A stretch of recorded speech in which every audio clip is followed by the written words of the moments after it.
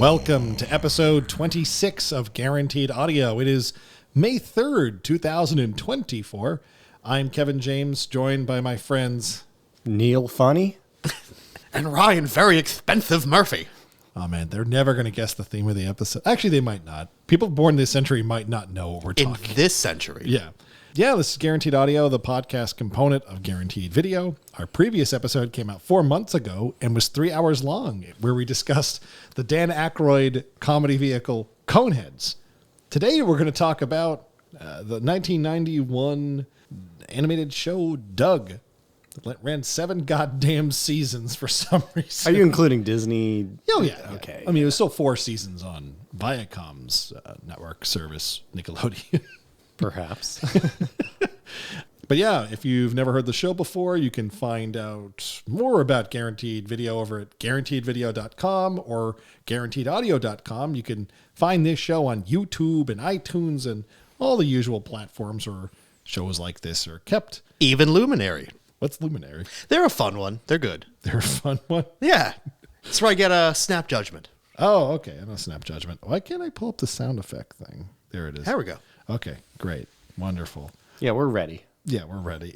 We're using a different mixer this time because it apparently compresses and limits and prevents audio issues like we had in our special 3-hour Will Smith video series. All right, let's get into it. Let's get into Media Current. Media Current is the usual opening segment of every episode of Guaranteed Audio where we discuss some piece of art or entertainment we have been entertained by lately. Neil, you have a special type of entertainment to regale us with. Yeah, it's called a theme park. Me and my family, we went to Disneyland in California.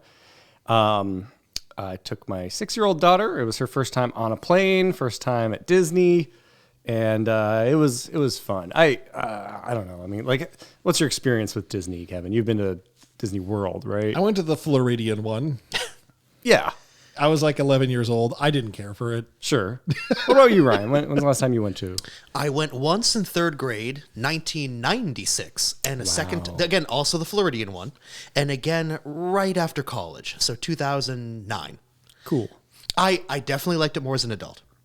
That's the thing about Disney. I think there's a lot more to appreciate as an adult, and once you realize like how fucking hard it would be to make. Yes. How hard it would be to make Disney? Just to make something such as a park like this. The whiplash of coming back yesterday and taking the T in Boston today.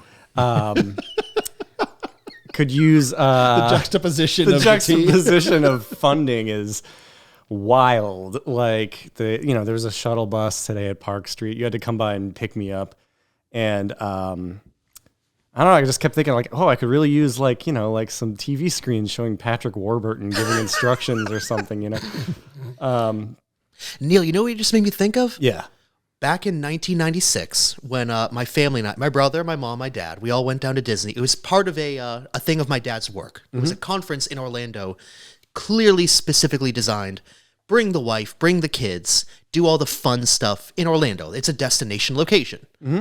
And after getting back, going from Logan Airport, getting back in the car, parking garage, that Sunday night was an ABC movie, an original movie, which is terrible. It's definitely on YouTube, probably on, I don't think it's even on Disney Plus, but it's about the Twilight Zone Tower of Terror. It's a made-for-TV movie. Oh, I remember this. Isn't Steve Guttenberg in it? I would believe you. Man. But the fact that it came out after having experienced the Twilight, my absolute favorite of the park stuff, which is, I think in Florida, still called the Twilight Zone Tower of Terror. I think? Yes. Yeah. Well, in Florida, yeah. Okay. I didn't get to ride the Tower of Terror in California. It's the Guardians of Galaxy of the Galaxy ride. That adds up. I'm sure it's still a fun ride, but Twilight Zone is just such a fun theme. Yes. And did you know, and again, we'll get back to something that matters, like how your family enjoyed the trip. Yes. That there's a cool backstory to the Tower of Terror in the Disney theme park in Japan, because folks in Japan did not have the Twilight Zone. They didn't have Rod Serling, and there's no cultural background for that from the 60s. So they created this whole crazy Japanese ghost story, a completely original thing. Oh, cool. As an excuse to drop people up and down quickly. Neat.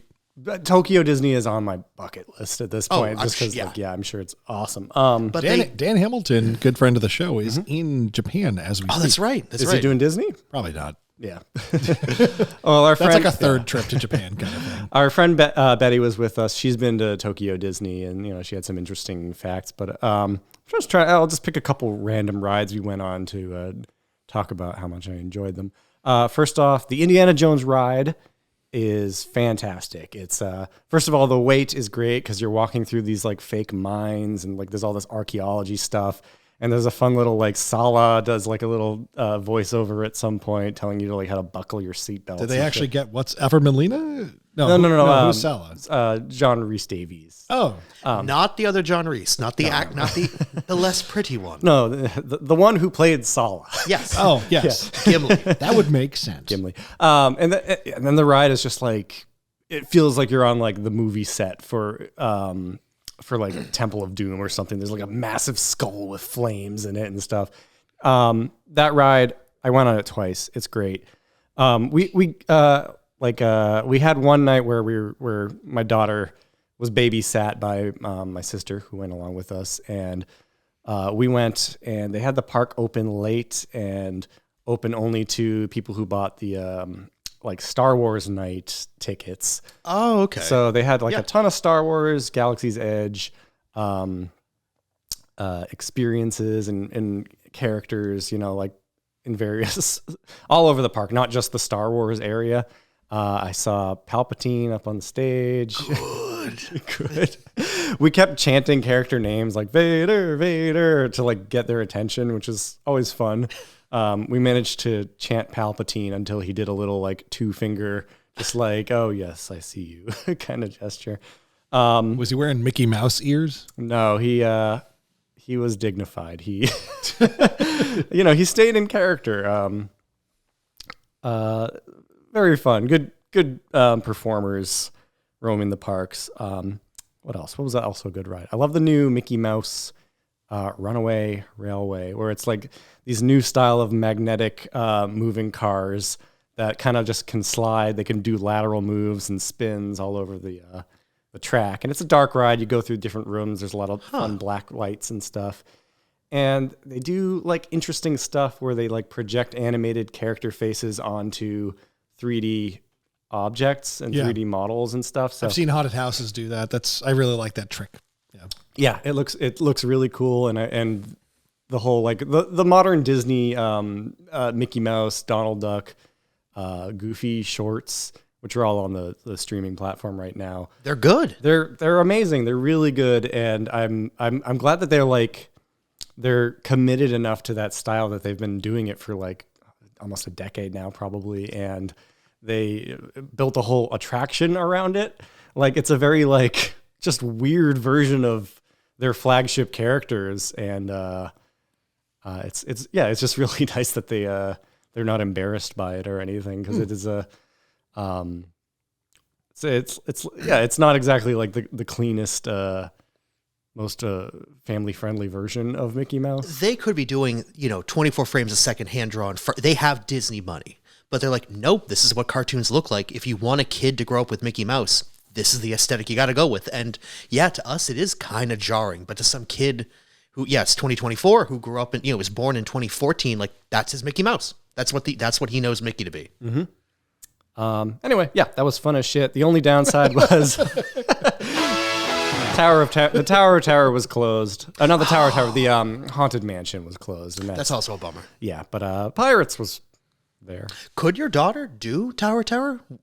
Height limit? Maybe not Tower of Terror, but she did. The concern over a child not being tall enough for Tower of Terror. Some of the rides have a 48-inch limit, but she did Big Thunder Mountain and Space Mountain, or Hyperspace Mountain. And Hyperspace Mountain. Ain't your grandma Space Mountain. Which is a little intense for a lot of kids, but she loved it. She's a roller coaster kid. All right, great. Yeah. Nice.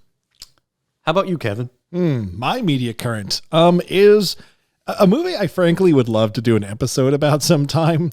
I recently, for some reason, fell back in love with the 1985 werewolf film Silver Bullet. Yes. Yes. It's far from perfect, but there's something intoxicating about it. I'm a big Stephen King fan, and I have a soft spot for mediocre adaptations of his books. This movie is actually an adaptation of a calendar Stephen King was making called Cycle of the Werewolf, where every month of the calendar, you'd see the story move forward through an illustration. It would be like January and a picture of like a werewolf eating a baby. I don't know. But doesn't happen in the movie. No spoilers here.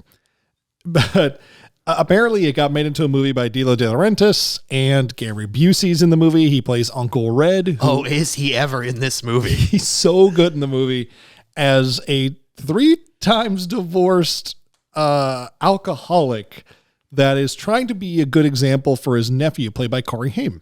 Talk about a funkle. This is fun. Dude, he's so funkle. We have to tone back. Even the characters in the film go, you need to pull it back or you're not allowed to be around this kid anymore. You can't drink in front of this kid. He gets told once early in the movie, like, you can't drink in front of the kid. You're setting a bad example.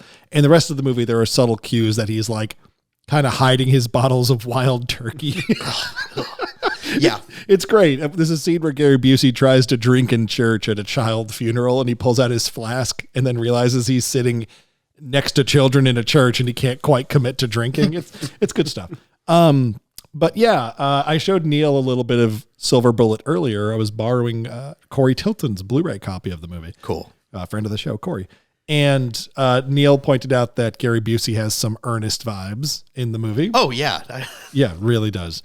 Ryan, I want to spoil the end of the movie because Roger Ebert says in his review that it's incredibly obvious who the werewolf is. The packaging of the movie, the poster of the movie kind of gives it away, and it's a Stephen King story. Who do you think the werewolf is in a small town? A book critic. A book critic. So, okay, this is how I'll say that. When I was like 11 years old, I watched Silver Bullet for the first time.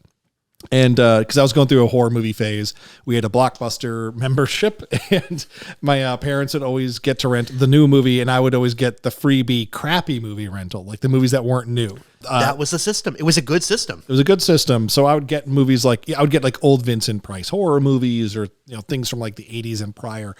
And I was just going through every Stephen King movie I could find that my parents would let me watch, and Silver Bullet was like perfect for that. Oh, this isn't that offensive. The movie apparently was originally intended by the director to be a child-friendly kind of Spielbergian movie, but De Laurentiis and company decided to make it like a hard R mid-production. And you can tell there's 2 or 3 scenes that are viciously violent, and the rest could kind of be an earnest movie. But there's a scene in the movie where this whole small town in Maine, of course, realizes there's an honest-to-goodness werewolf epidemic going on. This is no longer, there's just a series of accidents or a murderer. There's a goddamn werewolf in town, and there's pandemonium. Everyone's freaking out. All the shotguns in town get sold at the local gun store. There's a bunch of militiamen jumping in pickup trucks and driving out into the woods to go find the werewolf and kill him. And the sheriff is the actor whom for the kids at home, or for the millennials at home, the actor who portrayed Locke on Lost. Yeah. The cast, great character actors. Who has a name? And what else was he in? I feel like Silver Bullet. Okay, all right. Yeah. So anyways, everyone in town's freaking out about this werewolf, causing pandemonium, and the camera's rapidly cutting. There's a lot of whip pans to people like pumping bullets into guns and stuff. And as everyone's freaking out, I'm sitting down next to my dad watching the movie. As everyone's freaking out, the minister of the town comes out and tries to calm everyone down, and he's like, please come to your senses. This bloodshed will not solve anything. And my father looks me right in the eye and he goes, I bet you $5 the minister's the werewolf. And we break out laughing. My dad had never seen it before. And sure enough, it turns out the minister's the werewolf. The priest is the werewolf. Yeah, the priest is the werewolf. Obviously, I couldn't be the werewolf. It's so obvious. Like going back and watching it now, it's so painfully obvious. Yeah, it's painfully obvious. It's played by what's his name from Twin Peaks. And People Under the Stairs. We were talking about him earlier. Everett McGill does a great job in that movie. That movie's a lot of fun. Sorry to spoil the ending. If you need a quick and dirty 85, 90-minute werewolf movie with a terrible werewolf, but some great Gary Busey and some just memorable, cozy scenery, I really like that movie.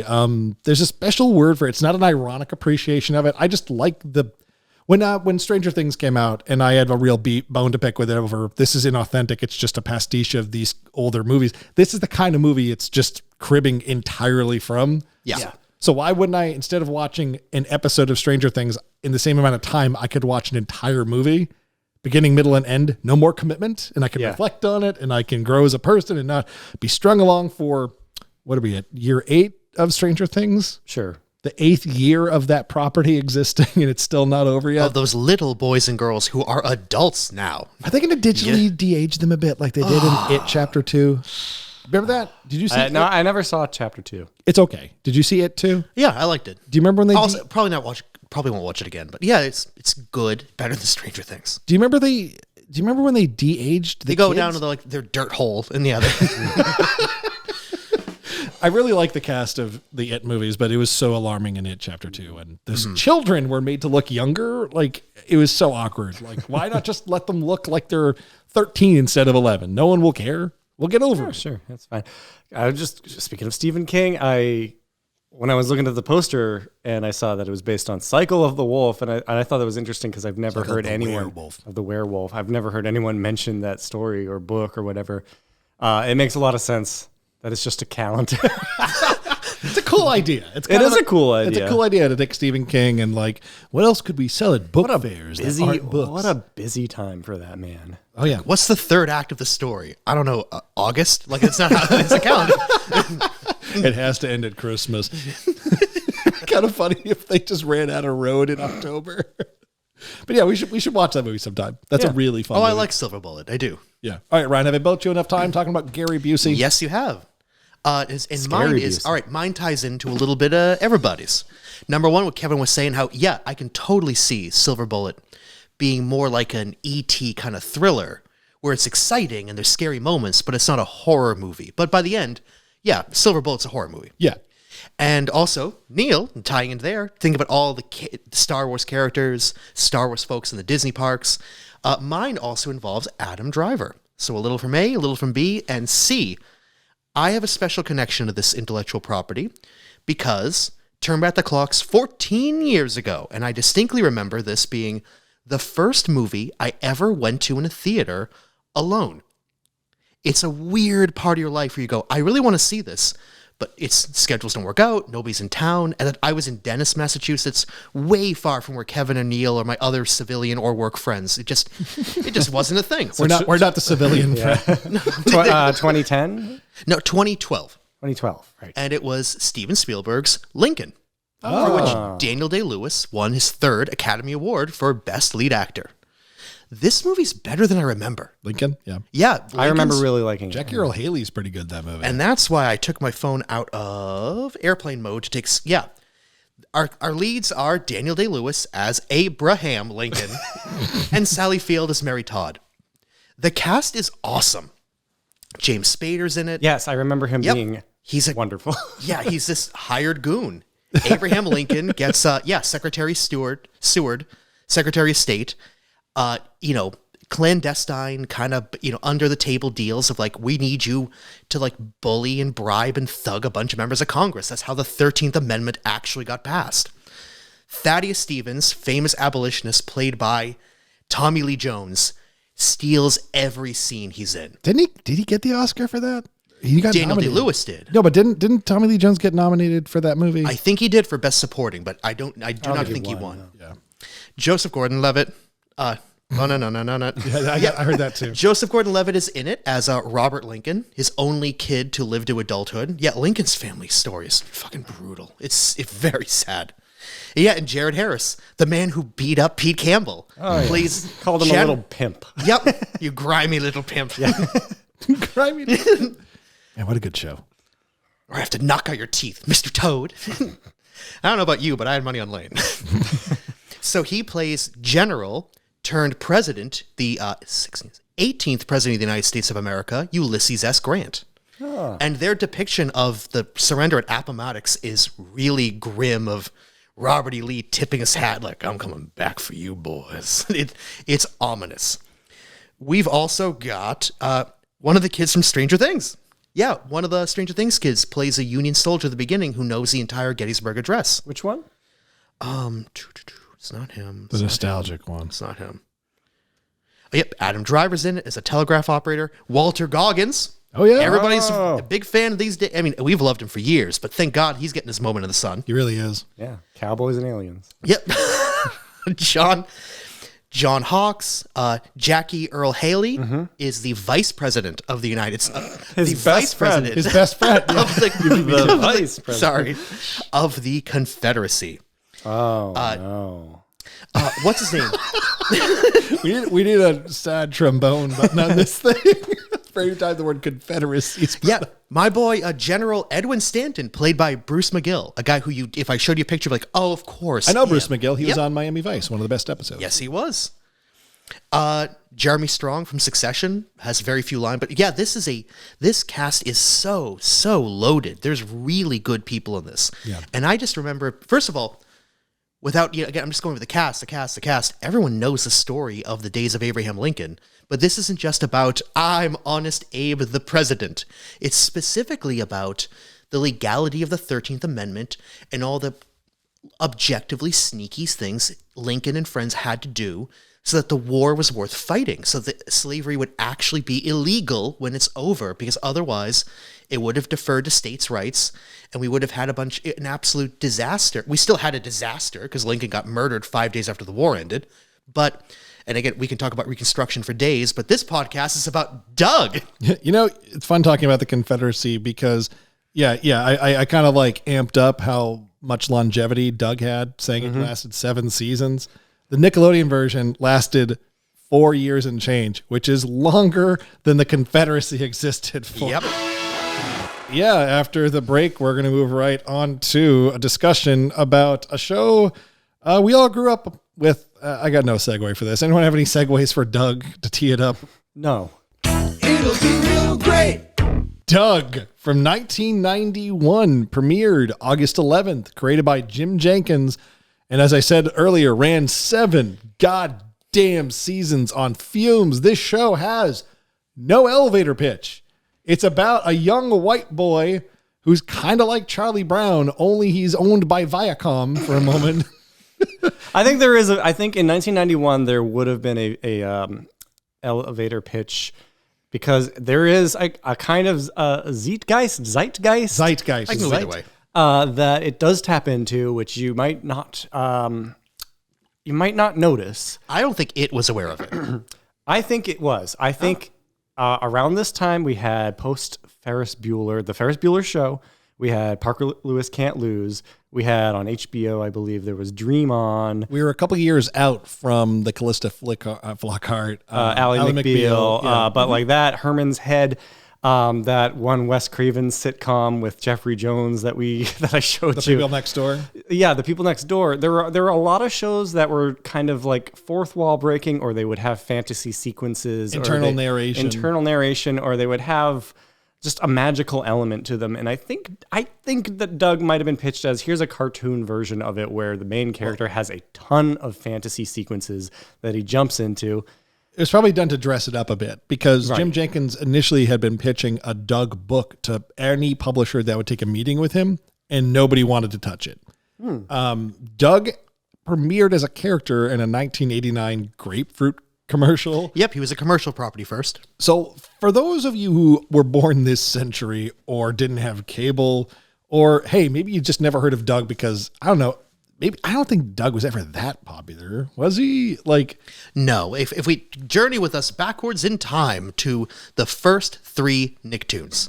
At the time, Doug was arguably the safest bet. He was the third place cartoon. Yep. It is, as if Bart Simpson said, I'm this century's Dennis the Menace, he was this century's Charlie Brown. He even has a dog best friend, who's an arguably more interesting character.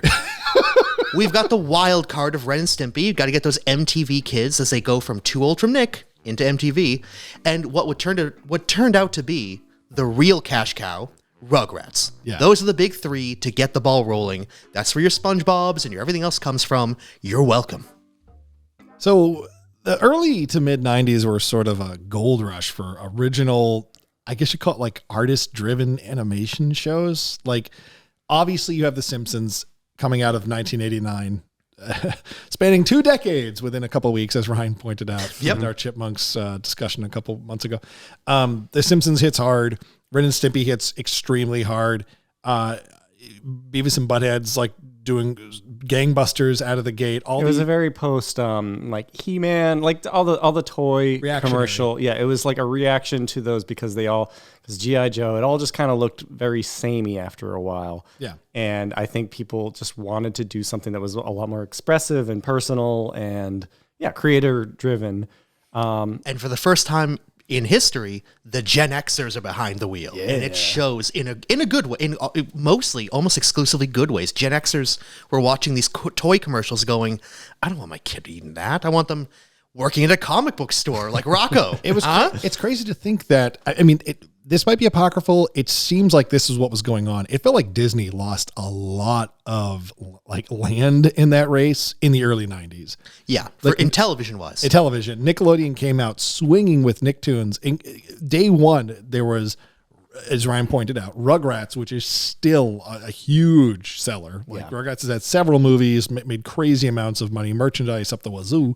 Ren and Stimpy was before Beavis and Butthead, apparently, and did so well that Viacom was willing to put up with John Kay for a little bit longer than he probably warranted. Look up, I don't know how to pronounce his last name. Never going to learn it, not worth it. Falusi, I don't know, something like that. John Krasinski. Yeah, no.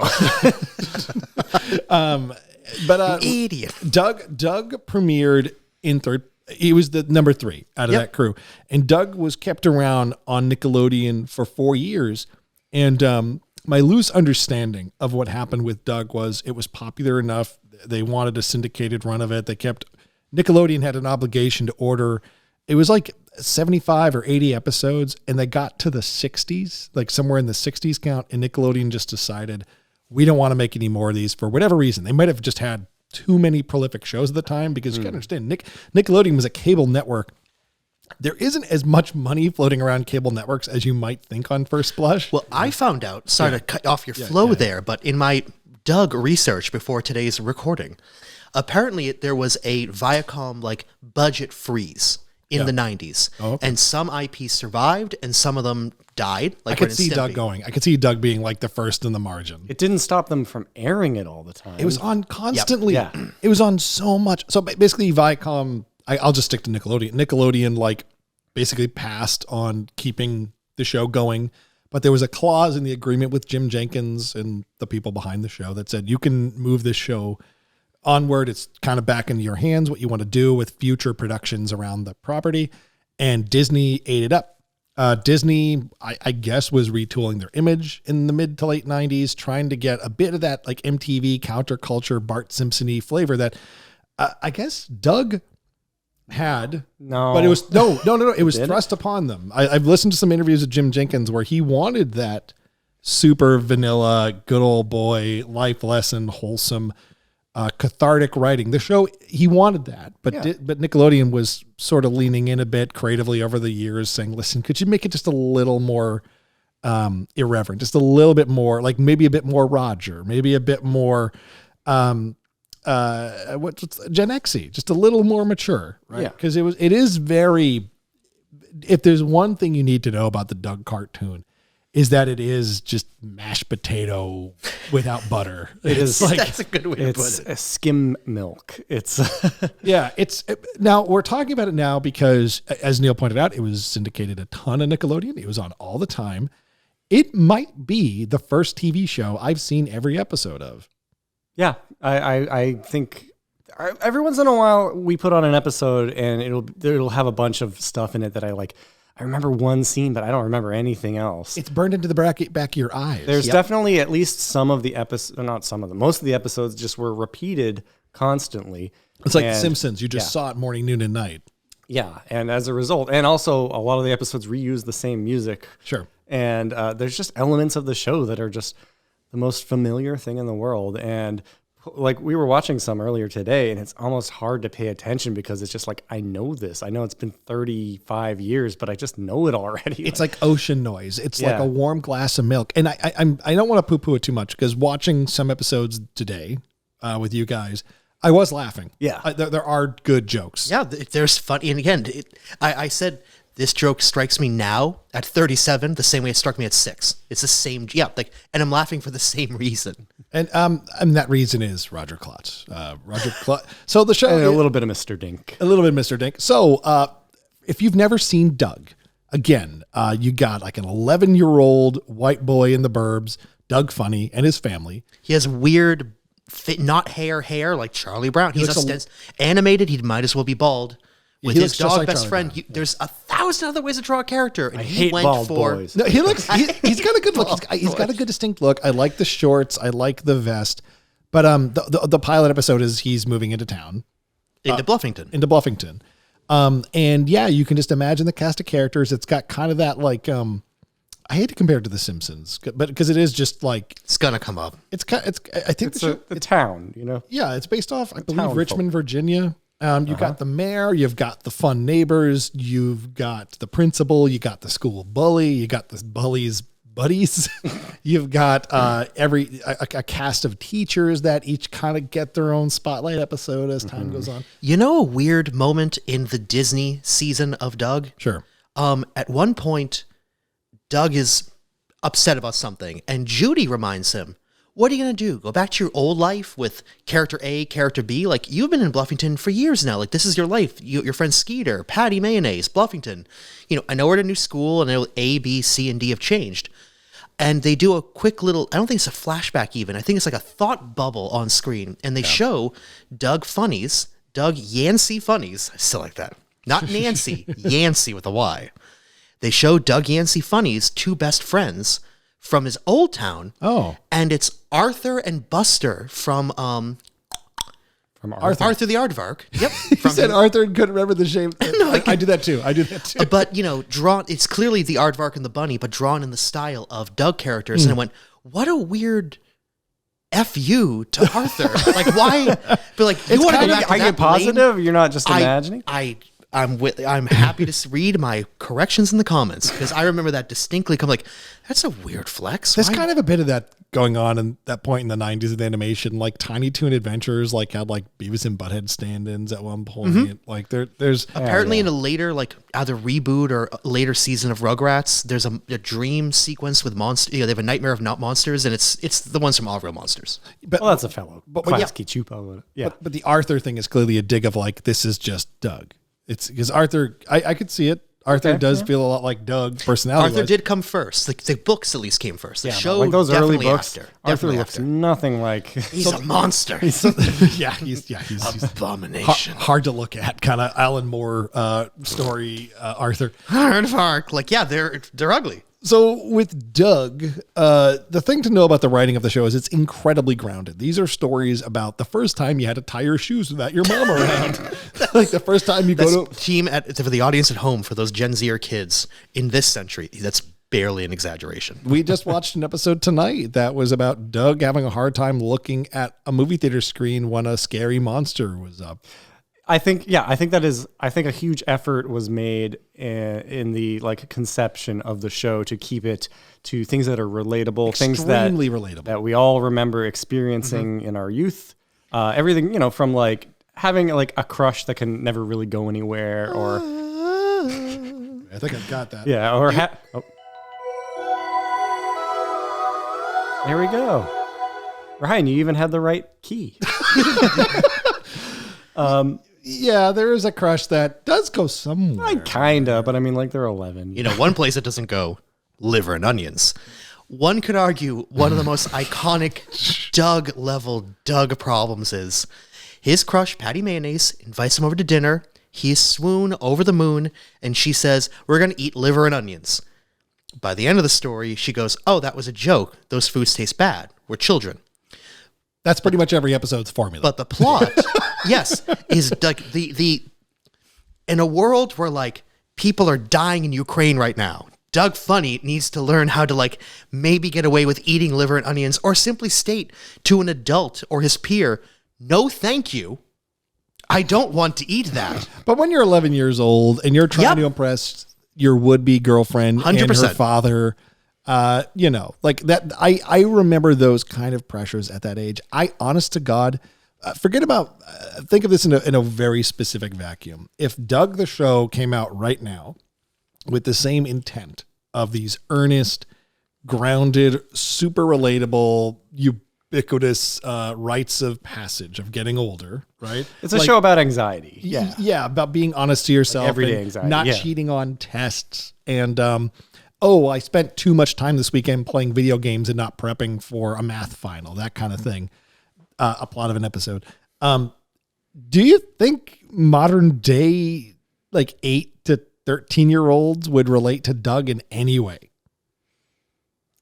Like if it was all updated for 2024, huge thought experiment. Yeah, because I feel like they would. Well, I mean, I think as much as they did in the past. I think. I don't know. I just think don't know. Humanity's changed. I seriously think the world's a different place than it was 30 years ago. Yeah, probably. Like I think about something that a lot of people with young children, and the memes about Bluey, are mostly from the parents watching the show with their children. Yeah. Because it's for a very young audience.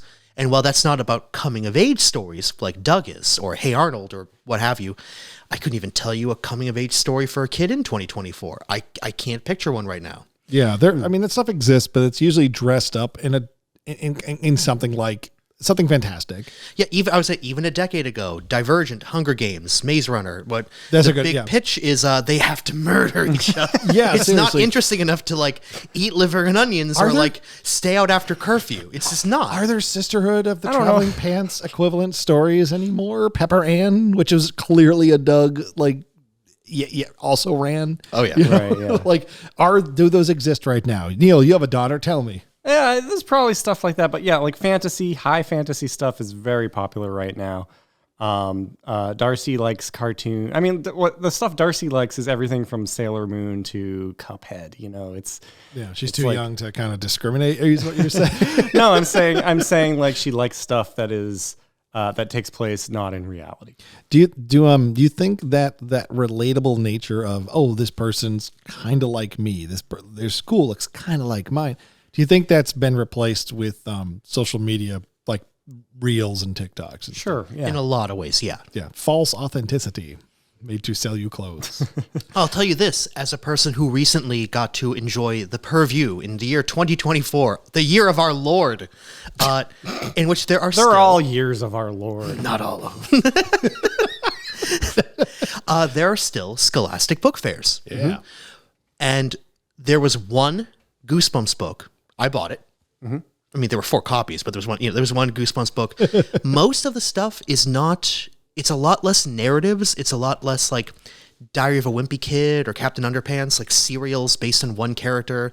This week they go to the zoo. The next week they go on safari. High fantasy, low grounded. It's a lot more.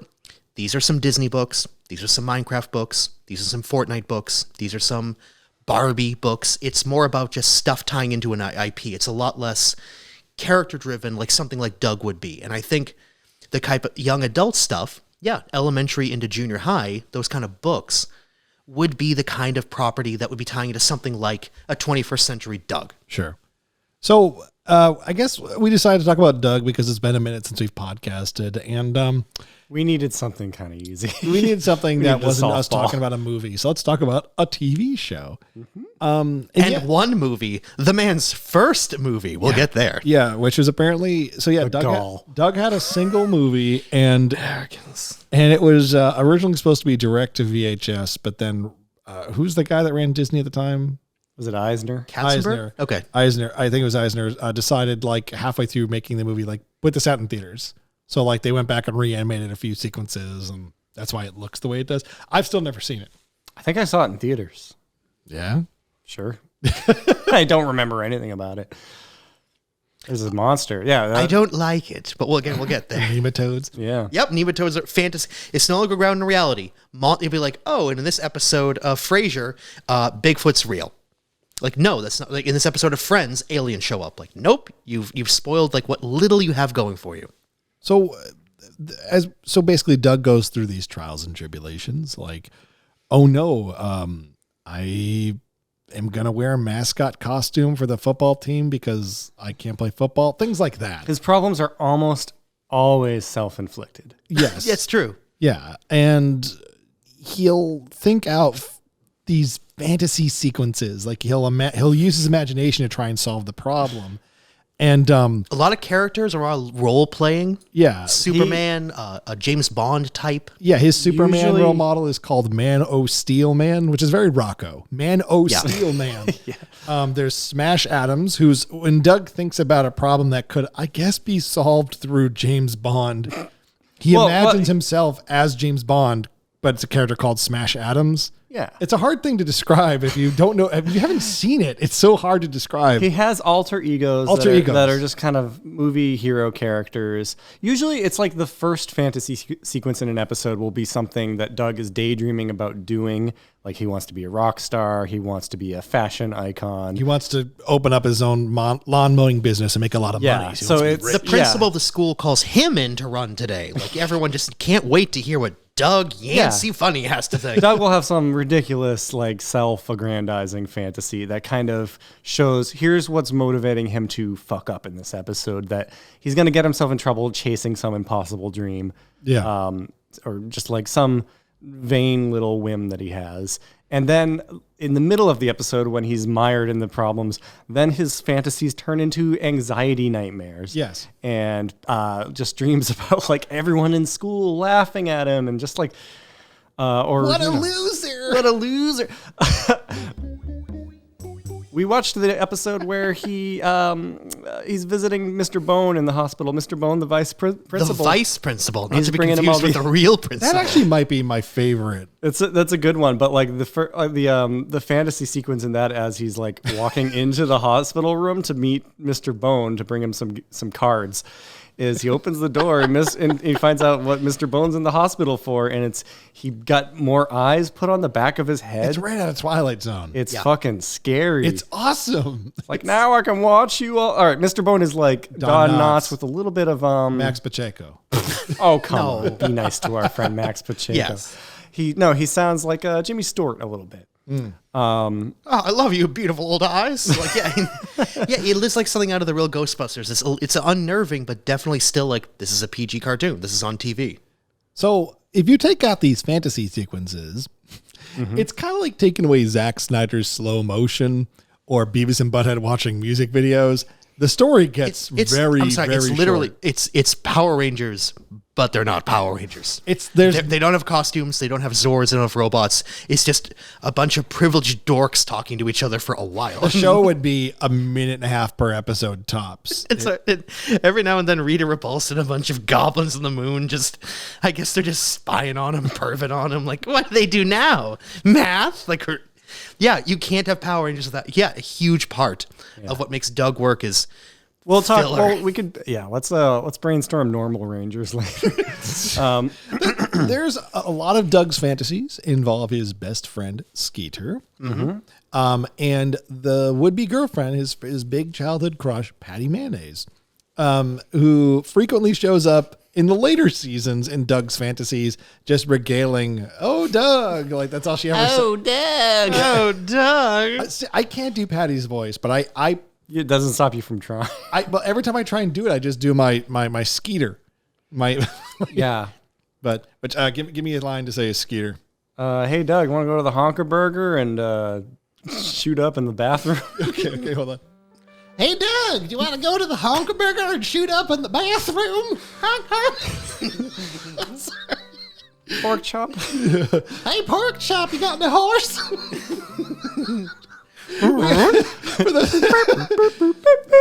Billy West does the voice of Doug. He must do other characters. In the good Yeah. seasons. Yeah, he also, of course, did Roger Klotz on the show. Skeeter is voiced by Fred. Fred Newman, Yeah. who also did like the onomatopoeia music. yeah. So the soundtrack of the show is kind of the best part, right? Like the Roger best. Klotz in the music. Okay, yeah. But the music, you can. There's like an hour-long CD that was not sold in stores. I think it might have just been like a giveaway or like given to cast and crew or something. Given away with Happy Meals or something. It's available on YouTube. Some people have uploaded it, but the music isn't divided up super well. But there is some great music, and a lot of it is generated through just Fred Newman's mouth. Yeah, acapella stuff. Fred Newman was this interesting guy that the industry never knew what to do with him. Is he related to the other Newmans? No, but he has white hair. Alfred E. He's one of these guys who just had white hair from an early age, and he would show up on like Sesame Street and the new Mickey Mouse Club and stuff like that. And he was just like kids liked him. He was just this affable host guy, and he could do funny sounds with his mouth. He was kind of like the guy from Police Academy. But Steve Gutenberg? yeah, no, the guy who made sound. I know. Yeah. I just want to say Steve Gutenberg's name twice in one episode. A star. Fred Newman is great. He made an album called Mouth Sounds, and I didn't realize that I was ripping him off. I remember that being that revelation. Yeah, I was like, holy shit, Fred Newman. Does this mean something? Does this mean something? No, it doesn't mean anything. But that was funny because Fred Newman, because I sampled the Doug theme on that album, so I have Fred Newman's name on the album. But yeah, Fred Newman does the voice of Skeeter and a few other characters, I think, and you just hear him doing little sounds all the time in the show. It's like the flavor of the show is like so influenced by the music.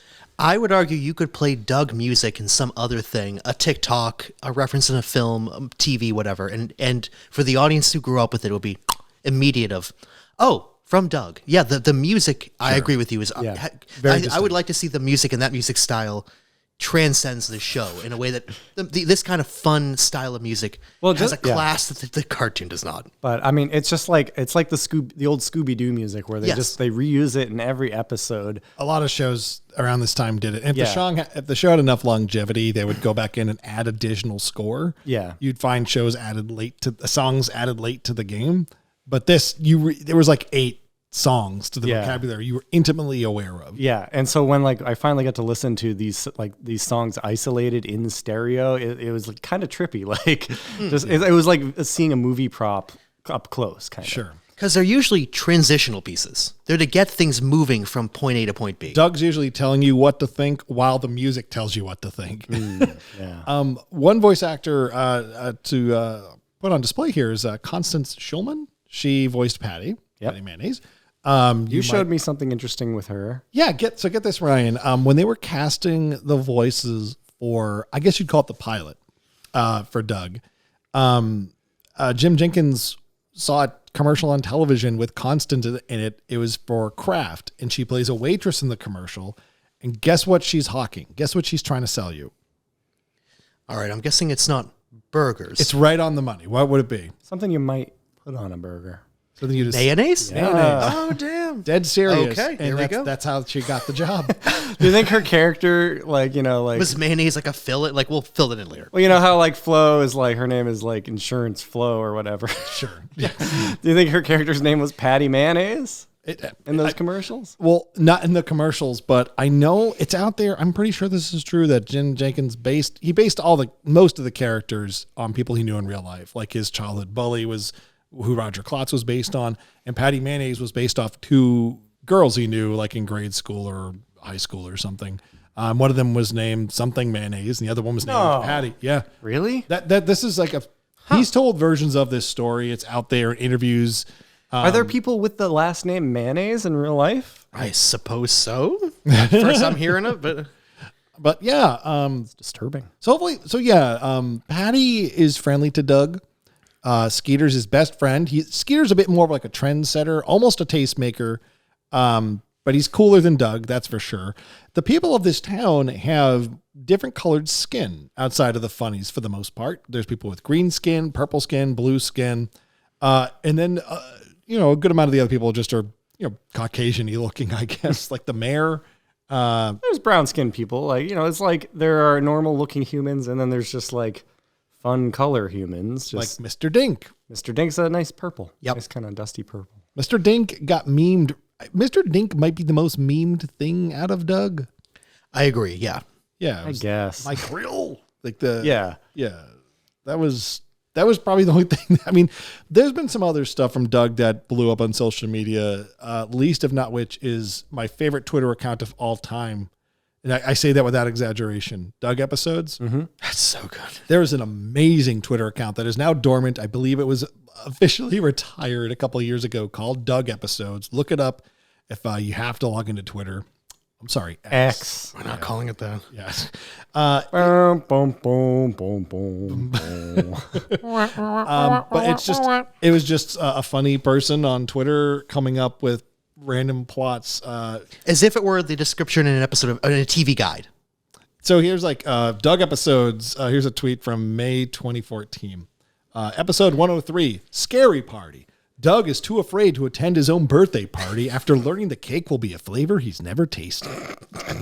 How about I haven't sifted through these, so hopefully these are funny. Episode 119, Doug's ex-friend. Doug has to stop being friends with Skeeter after he and Skeeter's dad accidentally see each other naked. It's their problem. Episode 150, Doug's best day. Doug is allowed to try soda on the first anniversary of his twin brother's death. Anyways, you get the idea. Doug Episodes is a great account if you know Doug. Hopefully we've given some context for those who've never seen Doug. A lot of the show takes place in the school, which I guess is a junior high. Maybe, I think it's junior high because there's no one younger than, say, 10. I want to say it's like 6th grade. I think Because They do graduate from 6th grade. Intermediate but is that the end of season 1 or is that the end of the Nickelodeon run? the end the end of the Nickelodeon run. Okay, that's a long sixth grade. I guess that's intermediate, right? Intermediate school, some places call it that. Middle school, junior high, intermediate. Yeah, it depends on what part of the country you live in. Yeah. And should we beat around the bush anymore? Should we talk about Roger Klotz? Yeah, hell yeah. Yeah, he's the most memorable thing about the show. He's Doug's bully, and I think they realized he was the most charismatic part of the show because he gets softened real quick. Yeah. Like by the second or third batch of episodes. It would be like, again, a Simpsons analogy. If Nelson is cooler than Bart. Everyone's cool. It would be like if the show figured out by season 3, Homer is more fun than Bart. It's the Homer-centric show, not the Bart Simpson. But Nelson is literally the bully who is also just their friend whenever it's convenient. He stops being an antagonist pretty quickly because otherwise you defeat the villain. He's a fair weather foe. Yes, a fair weather foe. I'm writing that one down. By the way, before we get too deep into the weeds with Roger Klotz, we were talking about the pilot of Doug, in which Doug moves to the new town. He's a new guy. He's new in town, and Roger and his gaggle of bullies. He's the lead bully, of course, and his cronies, if you will, convince him we're going to go out on a wild nematode hunt. Yeah. And Doug goes out in the woods, making some ridiculous clapping, gesture and Hello, a ridiculous, cuckoo! Yep, and a ridiculous calling thing. And he figures out, oh, my very first day here, and these bullies are making fun of. They're taking advantage of me. They're humiliating me. So my first days of school, everyone will make fun of me. I'm off to like a junior high 6th grader's nightmare of moving to the new town. This is the plot of an episode of Cheers. What was the episode of Cheers about? Dr. Fraser Crane, played by Kelsey Grammer, is newer in the bar, and it is a Snape hunt. Oh. A snipe?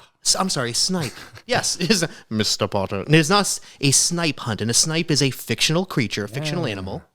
But that is enough of a thing, like a camping tradition. Yes, snipe hunts. totally. That maybe it was a coincidence. Snipe hunt is it's considered a TV trope. And there you go. But I think, okay. But the nematode. I want to say the actual might- pilot of the show. I know that was like maybe the first official episode. But the first I animated always segment, assume the dancing. Doug Can't Dance, where the animation is super rough and weird. That was all done domestically in the Yeah. US. And that was kind of used as like the template for Yeah. make the show look like this. And Roger in that one is just like we've made a lot of fun of this one about how Roger is taking Doug under his wing, and he's just like Under false pretenses. yeah. He's like very much like, hey, Doug, you should learn. I can't do his voice. You got to learn to dance like this. I'm looking out for you. Girls love it when you do that. Like, and he's just giving him bad advice. Yeah. Later, I can stand over here and laugh. Like, yeah, that's all Roger wants out of life. To laugh. You want to talk about lost media? We all looked up this video earlier today on YouTube that we loved. Someone put together a montage of Roger Klotz just laughing at Doug. Yes. Just pointing and laughing. It's like 5 minutes of it. Just various contexts, various scenes, episodes. Sometimes Roger will be in a different costume because, it's just pulled from different episodes of the show. Oftentimes, it's usually the same exact sound clip of Billy West laughing. It's a great laugh. It's so good. That clip got pulled, though. Paramount took it down. It's such a bummer because it's so funny. Like, if you're going to pull it down, put up your own version of it. There's nothing, it's just material from the show. Yeah. Like, other YouTube videos about Doug exist. We watched like 20 minutes of them. We watched a bunch of YouTube poops, which are all probably made by teenagers or stuff. Some of them 15 years ago. Some of them are just so juvenile or offensive. But like, I mean, yeah, I think we all kind of agreed that like Doug is funny to make fun of at some point. Sure.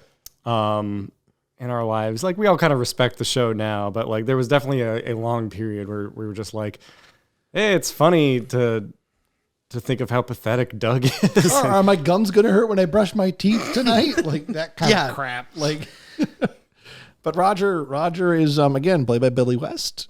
He has a pet cat because he's the bad guy, and I guess cats are bad. Doug has a dog. Doug has a dog. Roger has a cat. What's the name of Pork Chop? Yeah.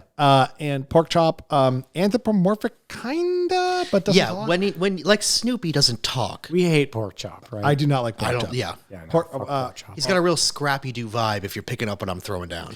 Pork Chop, there's a Christmas special of Doug. It's like a half an hour special where Pork Chop bites a girl's leg to pull her away from danger, and then the town decides to kill the dog.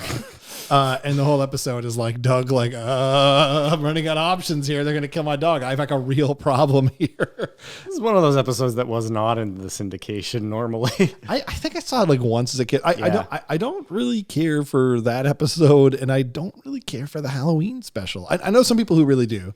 The episode we watched earlier where Doug has nightmares about the scary movie that, it's basically Nightmare on Elm Street. He's afraid to sit through. Those nightmare segments are pretty good for Doug. Pretty It's cool. pretty good. Actually, It's a good Pork Chop moment is where he opens the door and he sees Pork Chop and says, "Pork Chop, you're the abnormal." It's the name of the monster. And Pork Chop has these like big black eyebrows. Jack Nicholson vibe. He's flipping a coin and he does a Jack Nicholson voice. And what does he say? Like, Eat shit and die. yeah. He says, Give the kid a prize. Yeah, something like that. And then he says, "Here's Pork Chop." And then whoa! Oh, we're forgetting Judy, another great character. Judy has a great theme song. Who's Judy? Who is Judy? Doug's older sister. She's got her own room. She's a art student. She's like a artsy fartsy, wears a beret and sunglasses and loves Shakespeare. And Does she go to like a private high school? She does go to a different school than Doug. Yeah. yeah. But it's like, isn't it like a private high school? It's not like the local high school, isn't it? Like a special It's an art. school? Yeah, it's some Yeah, sort it's of an art art school. Yeah. She's a teenager. Yeah, I forget if it's a charter school or what. I don't know I don't know the budget, but yeah, she definitely doesn't. She goes to an art school and she's only a few years older than Doug. She's definitely not out of high school. Nope. I don't think she is. But she's artsy. She's very theatrical, very bombastic, a lot of fun.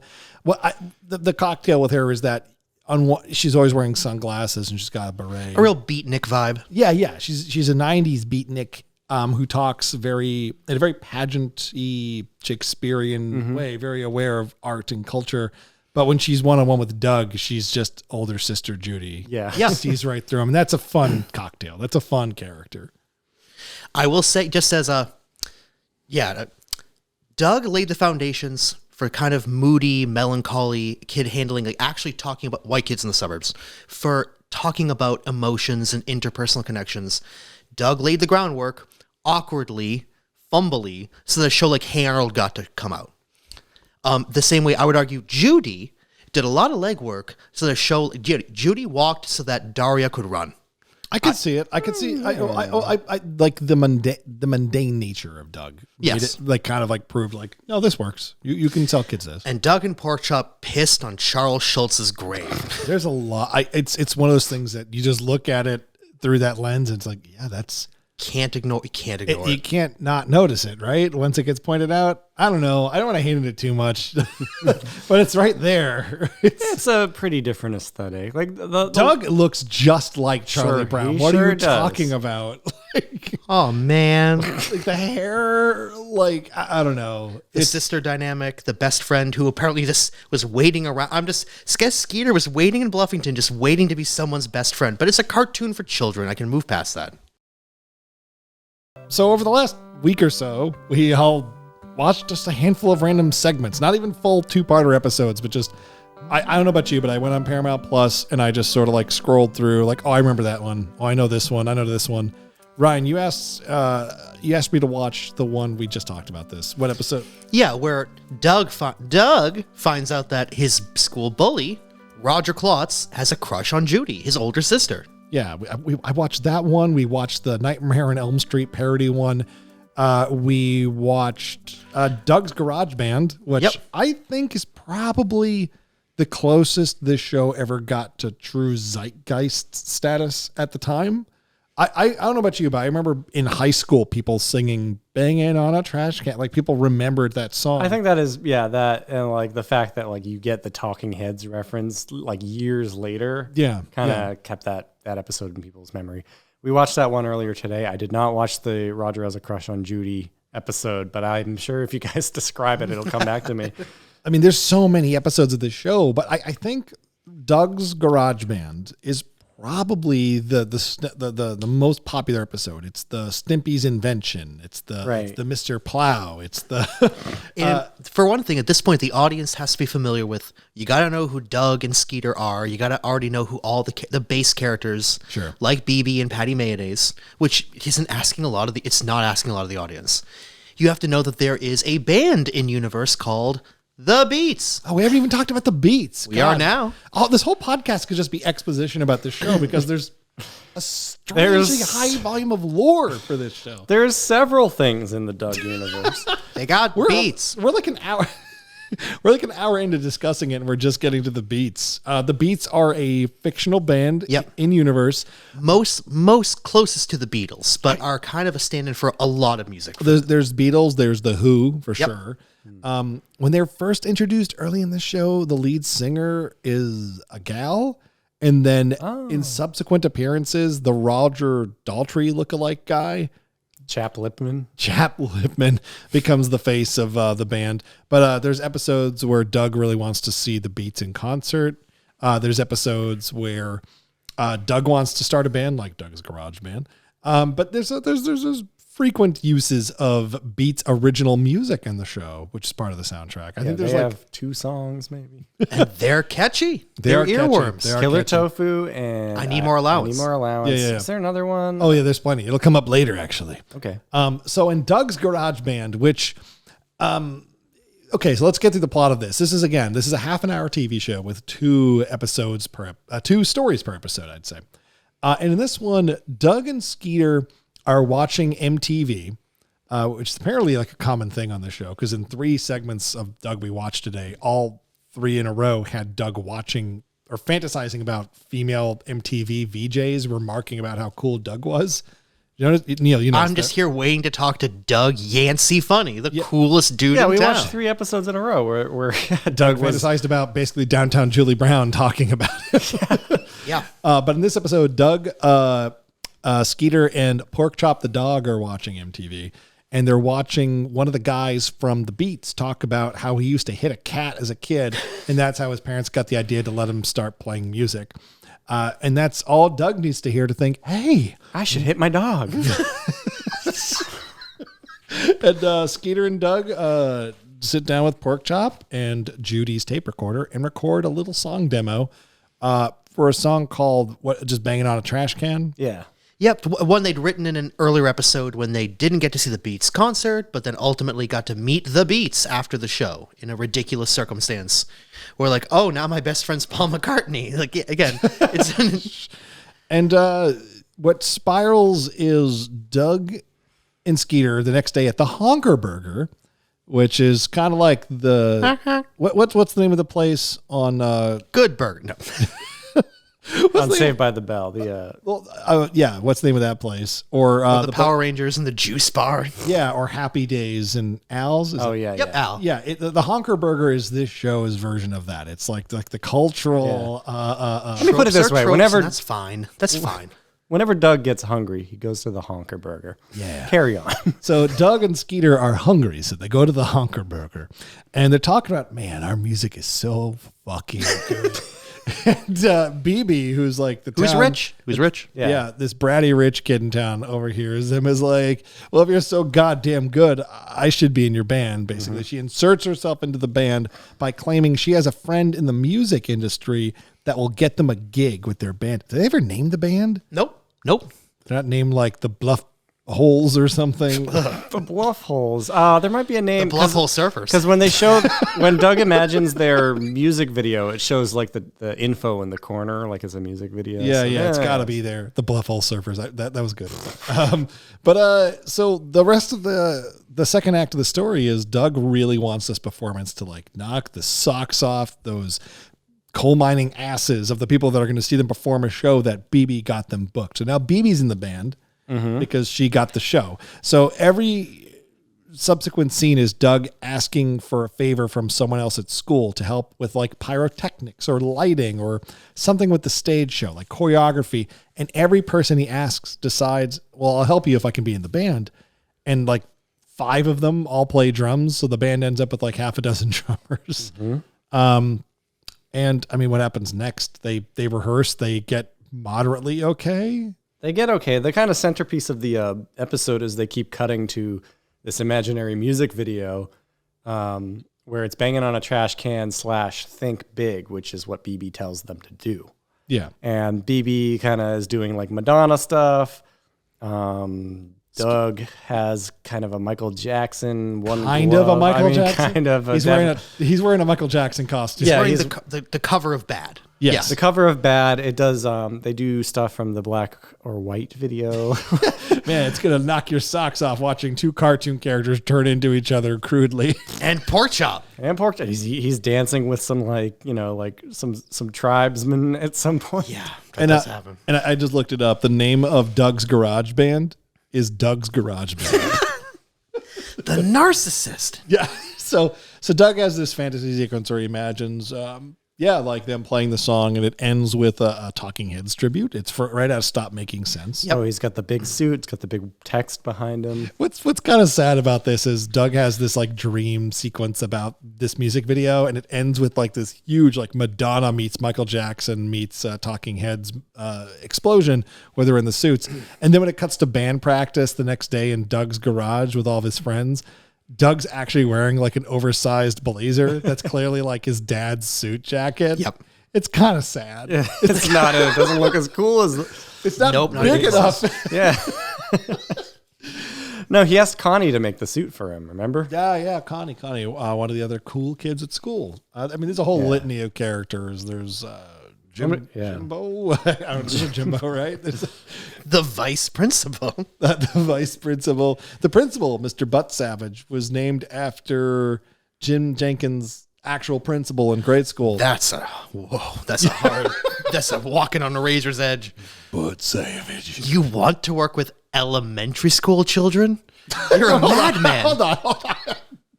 Butt Savage isn't a... That could Butt savage? You're playing with fire. They're children. They're children. Are you saying they're going to make fun of the name? Of fucking course they are. Oh, okay. I understand. I was going to say, you can't ostracise the man from working in the public sector because his name's Butt Savage. You're saying, listen, it's your funeral. Butt Savage might be like, Butt Savage, McLaughlin, and Kersey, attorneys at law, but you're going to be in charge of elementary schools. Your name is going to be like Fart Face. Like, we are playing with fire. Those children will not respect you. I put Butt Savage in Google, and the first result is... Is it a law firm? Doug, Mr. Butt Savage, Reddit. Today I learned that Doug Funnie's middle name is Yancey, and it's just people going off on like, man, Butt Savage? Really? I'm pretty sure it was Butt Savage. Like, No, it's Polish. Butt Savage. What? It's Butt Savage. What does your name mean, sir? You're going to have a hard time commanding authority. It's Butt Savage. It's weird. It's like, it's spelled indiscriminately. Yeah, well, an elementary school Butsovich. kid doesn't know that. No, but I Oh think my it's supposed God. to. Butsovich. It's supposed to be like a Polish name, you know? I can't. We've been through enough. don't we? IMDb says Mr. Butt Savage. That's IMDb. BUTTSAVAGE. We're going to have to go to Jim infallible- Jenkins for Wow. this. IMDb trivia. When Doug imagines that Principal Butt Savage looks like he appears like the Wizard of Oz, the movie, The Wizard of Oz. Doug's going to learn precisely why they call him Mr. Butt Savage. We're going down a slippery slope. I got to look this up. Is it Butt Savage? Because we're going to put this MP3 out into the world, and I hate getting things wrong. Look, he doesn't appear in the episode, so he has no voice actor. I put Butt Savage, Doug, into Google, and it came back. Did you mean Butt Savage?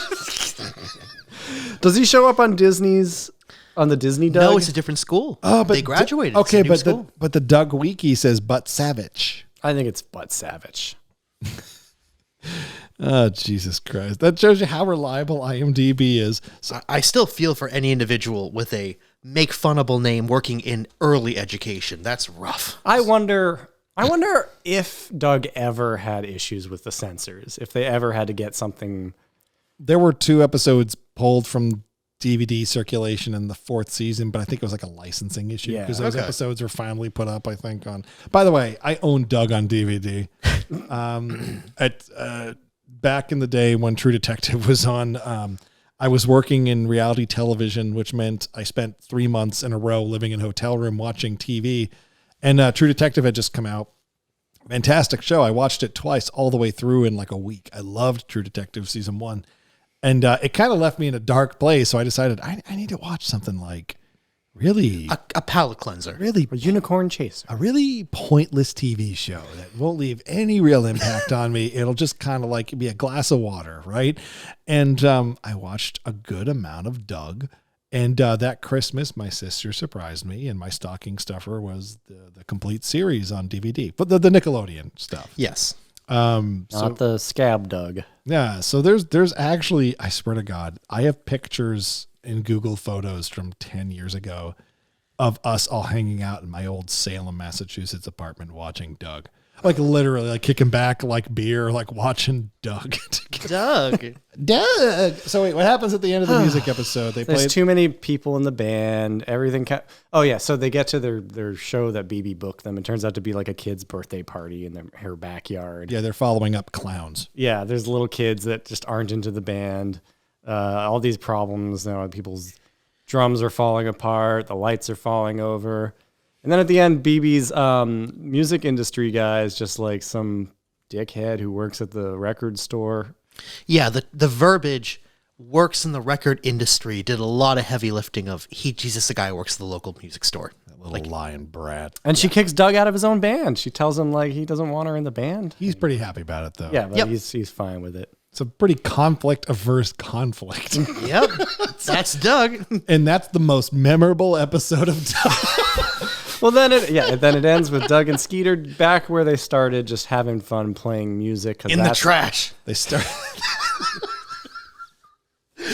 at the bottom, they rose to the bottom, and they're back at the bottom. But yeah, that's the scale of drama on Doug, which, as we mentioned earlier, Nickelodeon passed on finishing up their I guess it was some legally agreed upon allotment of episodes. They said, we're not going to finish this for whatever reason. So Disney jumped all over it, which surprised a bunch of people.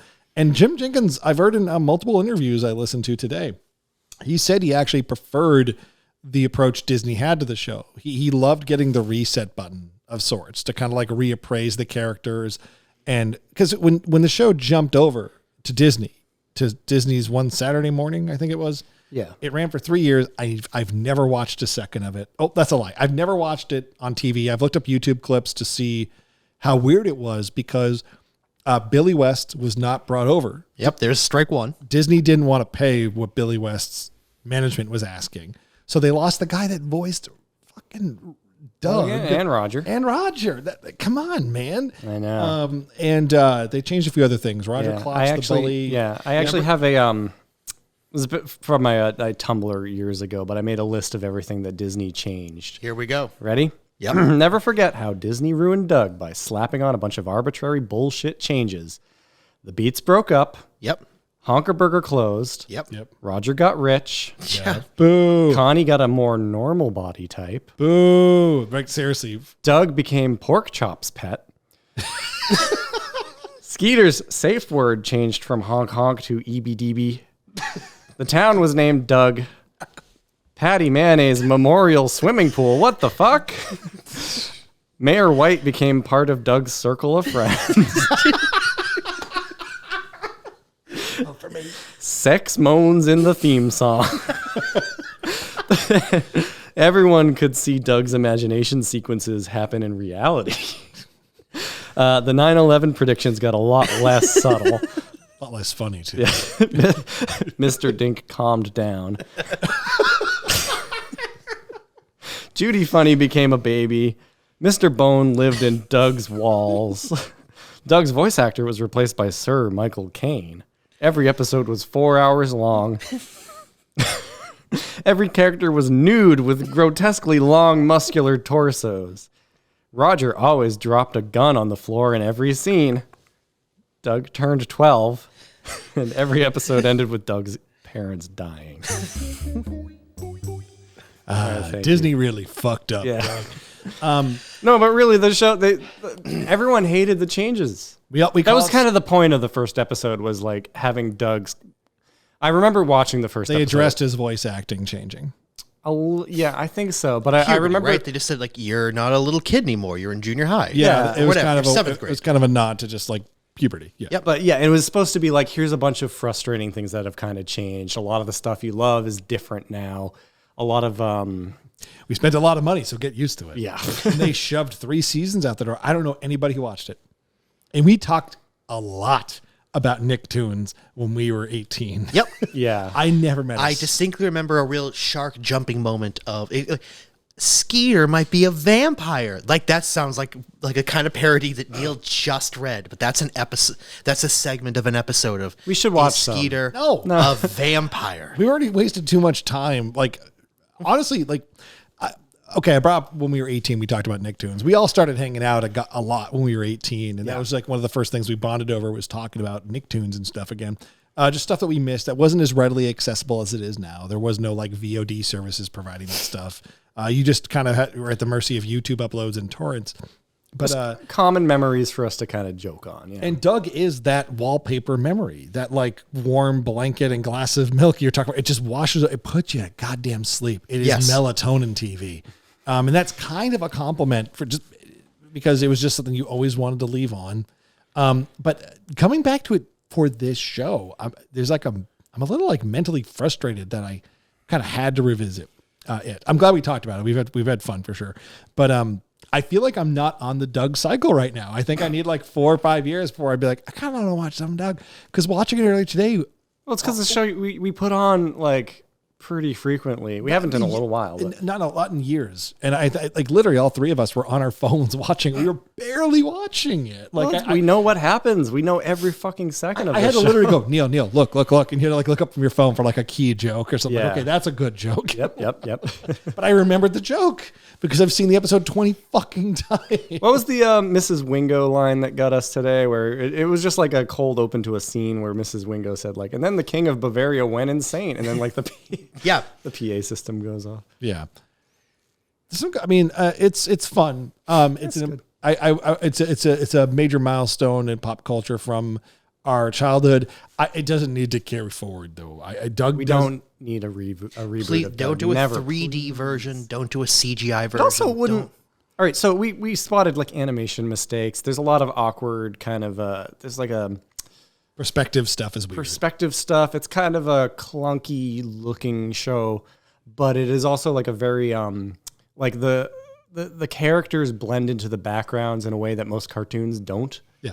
Like it really feels like just like the background art and the character animation cells are synonymous. Like there's parody with them, and it's like that is to the show's credit. It has a style. It has a vibe. It is a creator run, like visually distinctive show. It's just not. It's not as weird as Ren and Stimpy or the Rugrats were. Yeah. And I think this animation style, quote unquote, cleaned up is going to be jarring. I don't want that. I bet that is a problem to some degree with the Disney show too. It's probably a little too good looking, and it just doesn't work as well. So, team, a segue. Join me, if you will, in a thought experiment that I was engaging in during this week during prep time for this episode of Guaranteed Audio. Yeah. In memory of the late Orenthal James Simpson, I was thinking about tying it back to the days of 1993 into 1994. He probably watched Doug. He watched Doug. He definitely watched Doug. Yeah. So He can't refute it anymore. if we are casting the scene where we're going to avoid race dynamics in much the way that Jim Jenkins tried to, with like everybody could be any color. He said, I wanted purple people, blue people, green people to, it was a very 90s colorblind version of liberalism that doesn't exist anymore unless you're watching Bill Maher. The kind of thing that Colbert like tactfully made fun of when he was playing the Colbert Report. So, journey, if you will, backwards in time to 1994, where in this cartoon adaptation, the part of OJ Simpson will be played by Doug Funnie. Now, if OJ is Doug, Nicole Brown Simpson has to be Patti Mayonnaise. And Ron Goldman is going to be Chalky. Okay. Now, from there, I think Judge Ito should be played by those two nerd twins. Moo and Alan Moo. Alan Moo. Sleech. They shall be Judge Ito. Okay. Collectively. I think they fit tonally. they sit on the bench together up there. Yeah. Yep, there's two of them. They're all their little, what do you call it, sand timers and all that Judge Ito nonsense. Yeah. I'd like to see Darden played by Skeeter. I think Skeeter could pull off that righteous energy. I think he does the right morals. I want Kato Kalin to be played by Judy. I think she has that energy. She can play anybody. Yes, but we need a certain stage presence. The part of... I would put Skeeter as Kato Kalin. No. Skeeter's kind of the closest to a surfer we got, like... But we need that dramatic. All right, yeah, we can transcend gender. We can transcend race in this ridiculous nonsense. LAPD officer Mark Furman has to be Roger. Klotz. I knew from the minute you started casting. Let me tell you something funny. He's got a gun and everything. I think for that Johnny Cochran smooth, slick energy, we're going for the mayor. Vote for me. Yep. Yeah. Oh, yeah. Bingo. I really want F. Lee Bailey to be Mr. Dink. Yes. I really want This, F. Lee Bailey this to be is such Mr. a Dink. telling thing that this whole trial to you is a cartoon. It's It occupies the same gray matter of our brains as Doug. it does, because This we is were an kids when this adaptation. happened. I want Marsha Clark to either be BB with that sassy young energy, or a bit more like cut the shit bullshit with Mrs. Dink. Marsha's a hard one to land Tippy? because Tippy Dink, if we're killing Patti, we have to kill Patti. I'm sorry. Well, where does Mr. Dink fit in? Oh, he's F. Lee Bailey, Oh, right. Okay, yeah. and Ron Goldman's father is Mr. Swirly with the mustache. Kevin is writing in his notes, cut this segment. No, I'm double checking. Her name's Tippy Dink. Yeah, Tippy Dink, Mayor Tippy Dink. No, yes. She did become the mayor. She beats that feckless, ineffective mayor. That She's is intelligent. a change that happened in the Nickelodeon era. Yes. The Simpsons killed Maude Flanders, but Doug gave Tippy Dink a seat of power. Hey, she more than deserves it. Yeah. I can imagine Mayor White like pulling up like Mr. Dink's like expenditures and say, and trying to use that against Tippy Dink. Anyway, what an interesting thought experiment, Ryan. Thank you for sharing. I would have put Mr. Bone as Judge Ito. All right, I can go with that 100%. You know, like order in the court. We can't have everything getting all higgledy-piggledy. All right. I enjoy this music too much. I like it. It's good music. Kevin, Doug wakes up from his dream and just writes down, the glove didn't fit. he's on the highway with like, but it's like one of those like bubbly looking cars. No, it's playing the dun dun dun dun when he's like, like yes. yeah. It's not playing the romantic love theme. No, it's the tense theme. Kevin, you have a quiz for us, don't you? Oh, you bet your sweet ass I got a quiz. We're going to hear it after the break. Yeah, use the instrumental one. I never use that one. Most episodes of Guaranteed Audio, we have a quiz. What are you laughing at? We never use the instrumental No, one. it's true. I was just going to say, like, it's nice to be able to hear my instrumentation a little better. Yeah, it's very well composed. Thank you. Every episode of Guaranteed Audio, for the most part, we have a quiz. And this episode's quiz is called the Doug Quiz. So I'm going to ask Neil 4 questions about Doug. I'm going to ask Ryan 4 questions about Doug. Should we go back and forth? I'm going to do a murderer's row. Okay. And frankly, We're not going to include Disney trivia because Scab Dub doesn't count. That's right. Yeah, west of the Mississippi, it is, and east, I guess. All right, so let's start with Neil. Neil, All right. question 1. I should probably put some music on, right? All right. This is not very taxing music. You're going to get it. Yeah. You're going to get this one right. All right. Neil, what is the name of Roger's pet cat? Stinky? Correct. Yay! That's 1 point for Neil. Neil, what is Skeeter, Doug's blue friend, Skeeter's full Christian name? Mosquito Valentine. Good man. Good man. 2 points for Neil.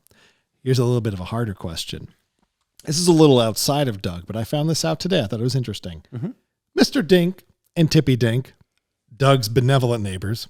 Do we know the other ones? Fuck them. They're not as cool as the Dinks. The last name Dink from Mr. Dink actually has a secret meaning. It's not contextually given to you in the show. I know this one. Okay. It's an acronym for what? Double income, no kids. Wow. I'm okay. I thought you were going to get the one that's 3 points. It means penis. Okay. Last question. So you have 3 points. You can get 3 more here. Wow. Roger Klotz has a gang. A gang of assholes. Kind of like Biff Tannen. Mm-hmm. Right? He's Most got- bullies don't go solo, you know. Oh, well, yeah. They got to stick together. For every one of those bullies' names you can give me, I'll give you a point. All right. You're killing it. All right. Boomer, Yep. right? Yep. Oh, fuck. We need crickets chirping on I this know. soundboard. All right. So Roger has Boomer. The one with the eyes. The one with the eyes. Oh, fuck. 3D. No. Billy Zane. I really might not know anything other than Boomer. That's Oh, fine. Okay. Well, hang on. It was Ned Coffey and Willie White. Willie Right, White. because one of them is the Mayor White's son. Oh, right. Willie. He's the one that always starts every line with "duh."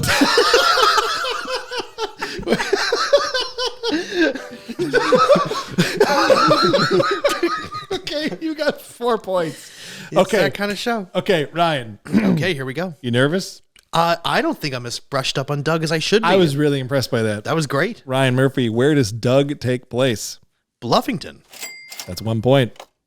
Mr. Dink has a first name. Do you know Mr. Dink's first name?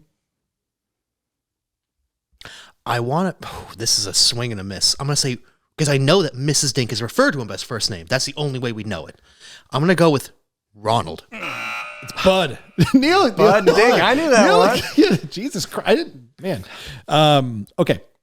It's in there, man. Okay, 1 point for Ryan so far. Ryan, question 3. Okay. What was the title of Doug's only feature film? Doug's first movie. Correct. That's 2 points. Okay, Ryan. Here's going to get This hard. is the last question. right. It's another multiple point for you. The Beats, the fictional band in Doug lore, which apparently exists in the comic books and video games. There's like a bunch of Beat songs. But the TV show on Nickelodeon had 3 songs. All right. If you can any of these songs you can name, you get a point. Well, number one, the biggest one of I Need More Allowance. You're up to 3 points now. All right. I need more allowance. I have time for this. I do. I totally get what your brain has to do here. All right. Because it's not Banging on a Trash Can. That is not a Beat song. That is Doug and Skeeter. You can do this. Killer Tofu. Yeah, you've tied Neil now. 4 points each. There's one more. This is the most obscure one. Because the other one, yeah, between Allowance, which isn't Need No Allowance influenced by Doug's life. Neil just remembered it. I just remembered. All right, you know what? I'm not gonna even go for it, Neil. Shout your lungs out. Correct. You both got 4 Yes, points. yes. That was a dead heat. That was a good quiz. I'm gonna pat myself on the back for that one. That was great. That was good stuff. Neil, holy crap! I didn't know you were that. Is it just repeat viewings of the show? I wouldn't have gotten Bud Dink either for the record. Bud Dink. I mean, I until you asked me, I you know, like I didn't know I knew it. I don't remember Bud where Dink. between like looking up All right, the so yuppie- Lamar Bone is the principal. I'm trying to remember. Other character? No, I don't. Roger Klotz's mom. I don't know what her name is. Mrs. Klotz. Yeah. What's BB Dink's? Not BB Dink. BB Bluff's dad. Something Bluff, right? Thaddeus Bluff? That sounds like a forefather. That's like an ancestor. Yeah. That's like Ernest's forefather, Thaddeus All World. right, I'm gonna look at the character list here. I actually have. It is kind of like, I'm sorry, again, there's nothing new under the Kevin, sun. I got one for you. Can you name Doug's parents? Kevin's thinking music. Is this my Final Jeopardy? The mother doesn't do anything, so why would I recall her? No, I remember the dad's name. I don't remember the parents' names. All I remember about the father was the kite episode. A light kite stays in flight. And the father opening up a photography business in the penultimate Going really episode. badly. His name was Phil Funnie, and his mother's name was Theda. Theda? Yeah, Theda. Theda. Yep. I didn't know that. Yeah. You're trying to turn the tables on me and make me feel bad about asking you questions. There's so little to say about his parents because, I mean, his dad has moments like, stand up to bullies and, the kite one. Mr. Shalaki. But for the most part, for a kid who's like in 6th grade, he doesn't defer to his parents much, which is why it gives like that weird Charlie Brown vibe of, how old are you? Because you seem to be living your own autonomous life.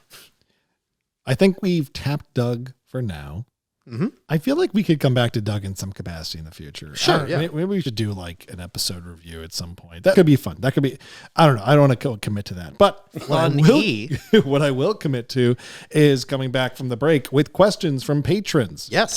It'll be real great.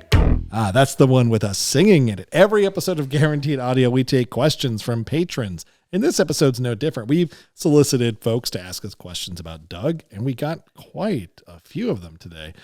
Martin Hay asks a question that has nothing to do with Doug. Willy Wonka and the Chocolate Factory is getting a new extended cut, asks Martin. However, all the extra original footage has been lost. You have to cast yourself as a new naughty child and star in the new scenes. It's a very specific theory. I thought this was real for a second. I was like, oh, that's interesting. What are your negative traits and how do you eventually get ejected from the factory? Ooh. Okay. I'll get the ball rolling. Listen, Neil, do you have one? No. All right, mine's bad. My name is Jimmy Snots. I'm a chronic nose picker. I'm always picking the solid ones, the wet ones. I'm eating them. I'm wiping them on things. I'm awful to be around food services and food preparation. Willy Wonka has a song. Oompa Loompas enact his will. But Jimmy Snots is all like boogers and snots related. And it's all about like wash your damn hands. Don't do that. Go to the bathroom. I love the name Jimmy Snots. Jimmy Snots. Good work, Ryan. Damn, you stole mine. Can I get mine out the door before? Yeah. I don't have a name, so I guess I'll just go as like Phil because it sounds like filth. And Phil's character is one big trait that he would be noticed for is that he has a foul mouth. And That's good. He swears a lot. And but whenever he swears, there's something obscuring his mouth, or like a tuba goes off camera, like there's some sort of diegetic Balloon sound. pop, Yeah, something to like kind of cover it up, and like all the other kids are like having their ears held by the parents and stuff. And Willy Wonka says like listen, you little shit, you gotta keep it clean here at my chocolate factory. And at one point, the kid thinks he's like about to like suck some chocolate out of a gun, but it turns out to be a soap gun, and he gets filled with bubbles. That's great. Yeah, and then he fucking dies. Neil, your turn. The bar is high. Oh, yeah. My name is Neil Cicierega. My negative trait is I knew Willy Wonka before he became Willy Wonka.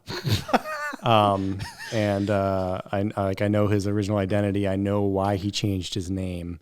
And he just fucking shoots me. On top of the factory at night. He takes me in a back room. He says, like, there's a special candy I want you to see, and only you. It's Joe Pesci and Goodfellas, like the tarp on the ground, like, oh no. I just want to comment that I've been swearing this whole episode because when I don't have a joke lined up, because I've been like reading too much off my computer screen here, I just drop an F-bomb. But you guys have been squeaky clean. No, that's not true. Elbow Davy asks our second question, which is, you can only choose one. Disney television animation, Nickelodeon Nicktoons, or Cartoon Network. Which one do you keep? In unison, 1, 2, 3. Nicktoons. Yeah. But I will say there are more gems in Cartoon Network. So Cartoon Network saw the model that Nickelodeon set up in the 90s and went, pretty cool. We're gonna have some creator-driven content, original content, not from a comic book, not adapted from this or that. There's some good stuff there. My favorite would be Courage the Cowardly Dog. Big fan. I do think Cartoon Network gets a little unsung. It kind of comes down to if you think some of the fringe shows like Ed, Ed and Eddie are good. Like, Yeah. And that's just, But I mean, like you get the Powerpuff Girls in there. You get the Johnny Bravo could be funny. Like, yeah, I'm a lukewarm fan. Flapjack's pretty damn good. Yeah. right. Yeah. Yeah, but man, I like even stuff beyond my time. Like Invader Zim was kind of my cutoff. Invader Zim is a damn good show at times. But SpongeBob, I never watched SpongeBob when I was a teenager. I came back to SpongeBob like 10, 15 years after it premiered. The movies and everything, it's damn good. Like SpongeBob, if there's like a Mount Rushmore of cartoon characters, you can make a real case that SpongeBob SquarePants needs to be up there with Bugs Bunny and Mickey Mouse. He's paid his dues, and he's still on. There's a reason he's not getting canceled. It's not getting canceled. I know it sounds ridiculous, but like it'd be like Homer Simpson would probably have to be up there too, because Homer Simpson like is kind of established so much of the last 3 decades of animation. Yeah. On the other hand, there's probably more bad or boring Nicktoons than there are good ones at this point. Yeah, Like, I wouldn't know, I guess. yeah, that's the thing is there's so much that we've missed and we just don't know about. Was the question like particular era or You just gotta as a pick whole? That was the entire question. But Yeah. to give up Our Real Monsters, Invader Zim, Rocko's Modern Life, like I think Johnny Bravo is quaint. Like I'm glad you're in the running. I'm And glad you're I love Johnny nominated. Bravo, but I know what you're saying. Like Yeah. Rocko's Modern Life is like, Yeah. it's And special we to all me. collectively agree that like the Nickelodeon animation, like TV animation specifically, I didn't give us a breathing room. There's no edit there. I just said 3, 2, 1. Yeah. I just Yep. that there's no case to be made. We haven't done an episode about gummy bears, all right? Like, Right, we're here to yeah. talk about Doug. Goof Troop. Sure. That's a different show about Bulldozer asks, Bulldozer, good one. Ryan, did you see Doug's first movie? Of course. I have not seen it, so this is for the two of you guys. Bulldozer asks, God, I'm going to have to edit this down.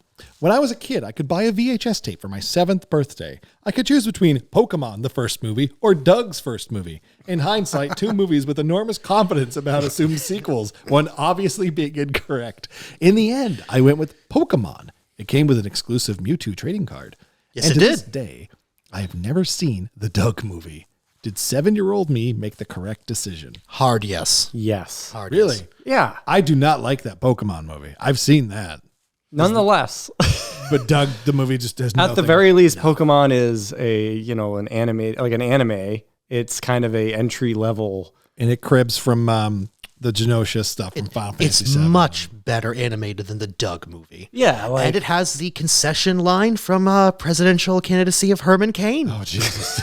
Yeah, for cultural literacy, the Pokemon. Yes. Brandon Denise asks, if you had to work an office job, what would your cube sona be like? I do work an office job. I've been at my current office job for half a decade, and I'm really lucky. I really like my office job, and I think at work I have kind of the blue collar artist vibe, in that most people at my company are much more white collar than I, but I work in marketing and I do a lot of video production and stuff. So much like on this podcast at work, I have to try not to swear. So I hope that gives you an idea of what I'm like to work with in a professional environment. I have my own special office with I have a door I can shut and people don't have to hear my music. But that's me in that environment for reals. No hypothetical. wow. What is a cube sona? Is that like Dilbert? Sure. I guess I'd be Dilbert. What's the question? If you had to work an office job, what would your cube sona be like? Yeah, that's a weird. Yeah, that I need an explainer on that. My cube sona. Like, Are you like Drew Carey? Like you make like booby traps to kill people? or maybe like which office character are you? Like, I'm Dwight. I don't know. Yeah, I picture some people, my thing is a bunch of photos of the family, or mine is a cartoonish amount of cats, or that character okay. from The Good Place who just has lots of frogs. He just likes frogs. Hey, it's the frog guy. Yeah, it's the frog guy. I'd be like, what's his name in Gremlins 2, where I have all these drawings of my hometown, Kingston Falls. I don't know. Princess Carmel asks, if you had the chance to get Billy West, the voice of Doug and Roger Klotz, to do any role for one of your videos, what would it be? Broad strokes, I would love to get Billy West to play a bully, but not like a Roger Klotz bully. More like someone the characters we would insert ourselves as would think is actually cool, but he's kind of manipulating us. He's kind of getting us to do his bidding. Like because I love Billy West's asshole voices. Yeah. I think he's really good at playing, like looking down his nose at people, you know? I'd like to get him doing a bit of a Boston accent because he's from Boston, and I think he'd like to do that. I can't believe we didn't mention it earlier in the episode, but you bought me a cameo from Billy West years ago. I think we've talked about it on the podcast. We did talk about the podcast because it's actually the thumbnail of the Congo episode of our show. Is it the Congo? No. It's we did an episode where we talk about an album Neil had just put out, but the thumbnail is an apparition of Billy West and an apparition of Ernie Hudson, like hovering over, because I hired them both to do cameos for you two guys. And we asked Billy, we commissioned him to say, in the voice of Roger, to bully me for turning 34 or something like that. You're a loser for turning 34. Yeah, suck a dead dog's ass. You asked him specifically.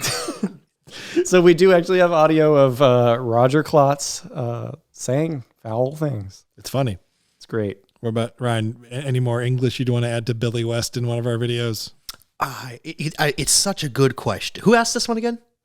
We were asked this question by Princess Carmel. Princess Carmel. This is a really fun one and ties diegetically to the theme of the episode. Thank you. Lately, I have been outside of getting work done and prepping for Doug, I've been, as I texted the group, a bit of an ape kick. I'm very excited for the next... We just got out of April. Yep, April. And I'm really pumped for the fourth of the newest, the modern Planet of the Apes films. This looks awesome. Underrated movie series. Movie series. There we go. I think those are going to be remembered very kindly. They're great. Yeah, They're great I've rewatched all three of them since Christmas time. I rewatched Dawn, the second one. Yeah. I rewatched that with Emmy. Koba, no ape. Yes, I fucking love that movie. It's a great movie. It looks so good. Yeah, they're good. The Apes movies, I think, are specifically pitched as special effects vehicles, as flagships. Yeah, let's let the visual effects.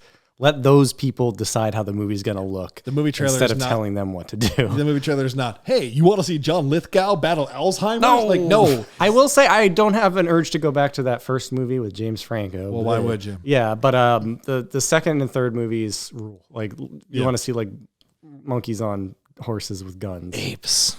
I love bad apes. Yeah, so getting Billy West to do something ape related. Right, Billy that was West the has to have played. That's why I'm sticking to it. That's my answer. Billy West. I'm googling apes. Ape rolls with an S. Yeah, the red M&M. This will take too long. Okay, next question. Lenarkina asks us, if you were to play a character in Doug, what would you look like? If you were in Doug as a character, what would you look like? Yeah, what color would you be? That's the real question, right? I want to be a purple guy with male pattern balding and a huge overbite. Because I just want to be one of the freaks of Bluffington. Yeah. I want to be one of these nightmare fuel creatures that exists in the background, slurping up their honka burgers or whatever they're made of. Male pattern balding, purple skin, huge overbite. Again, shooting from the hip here, but I'm thinking about how bizarre these things look. They're barely human sometimes. I want to be green-skinned.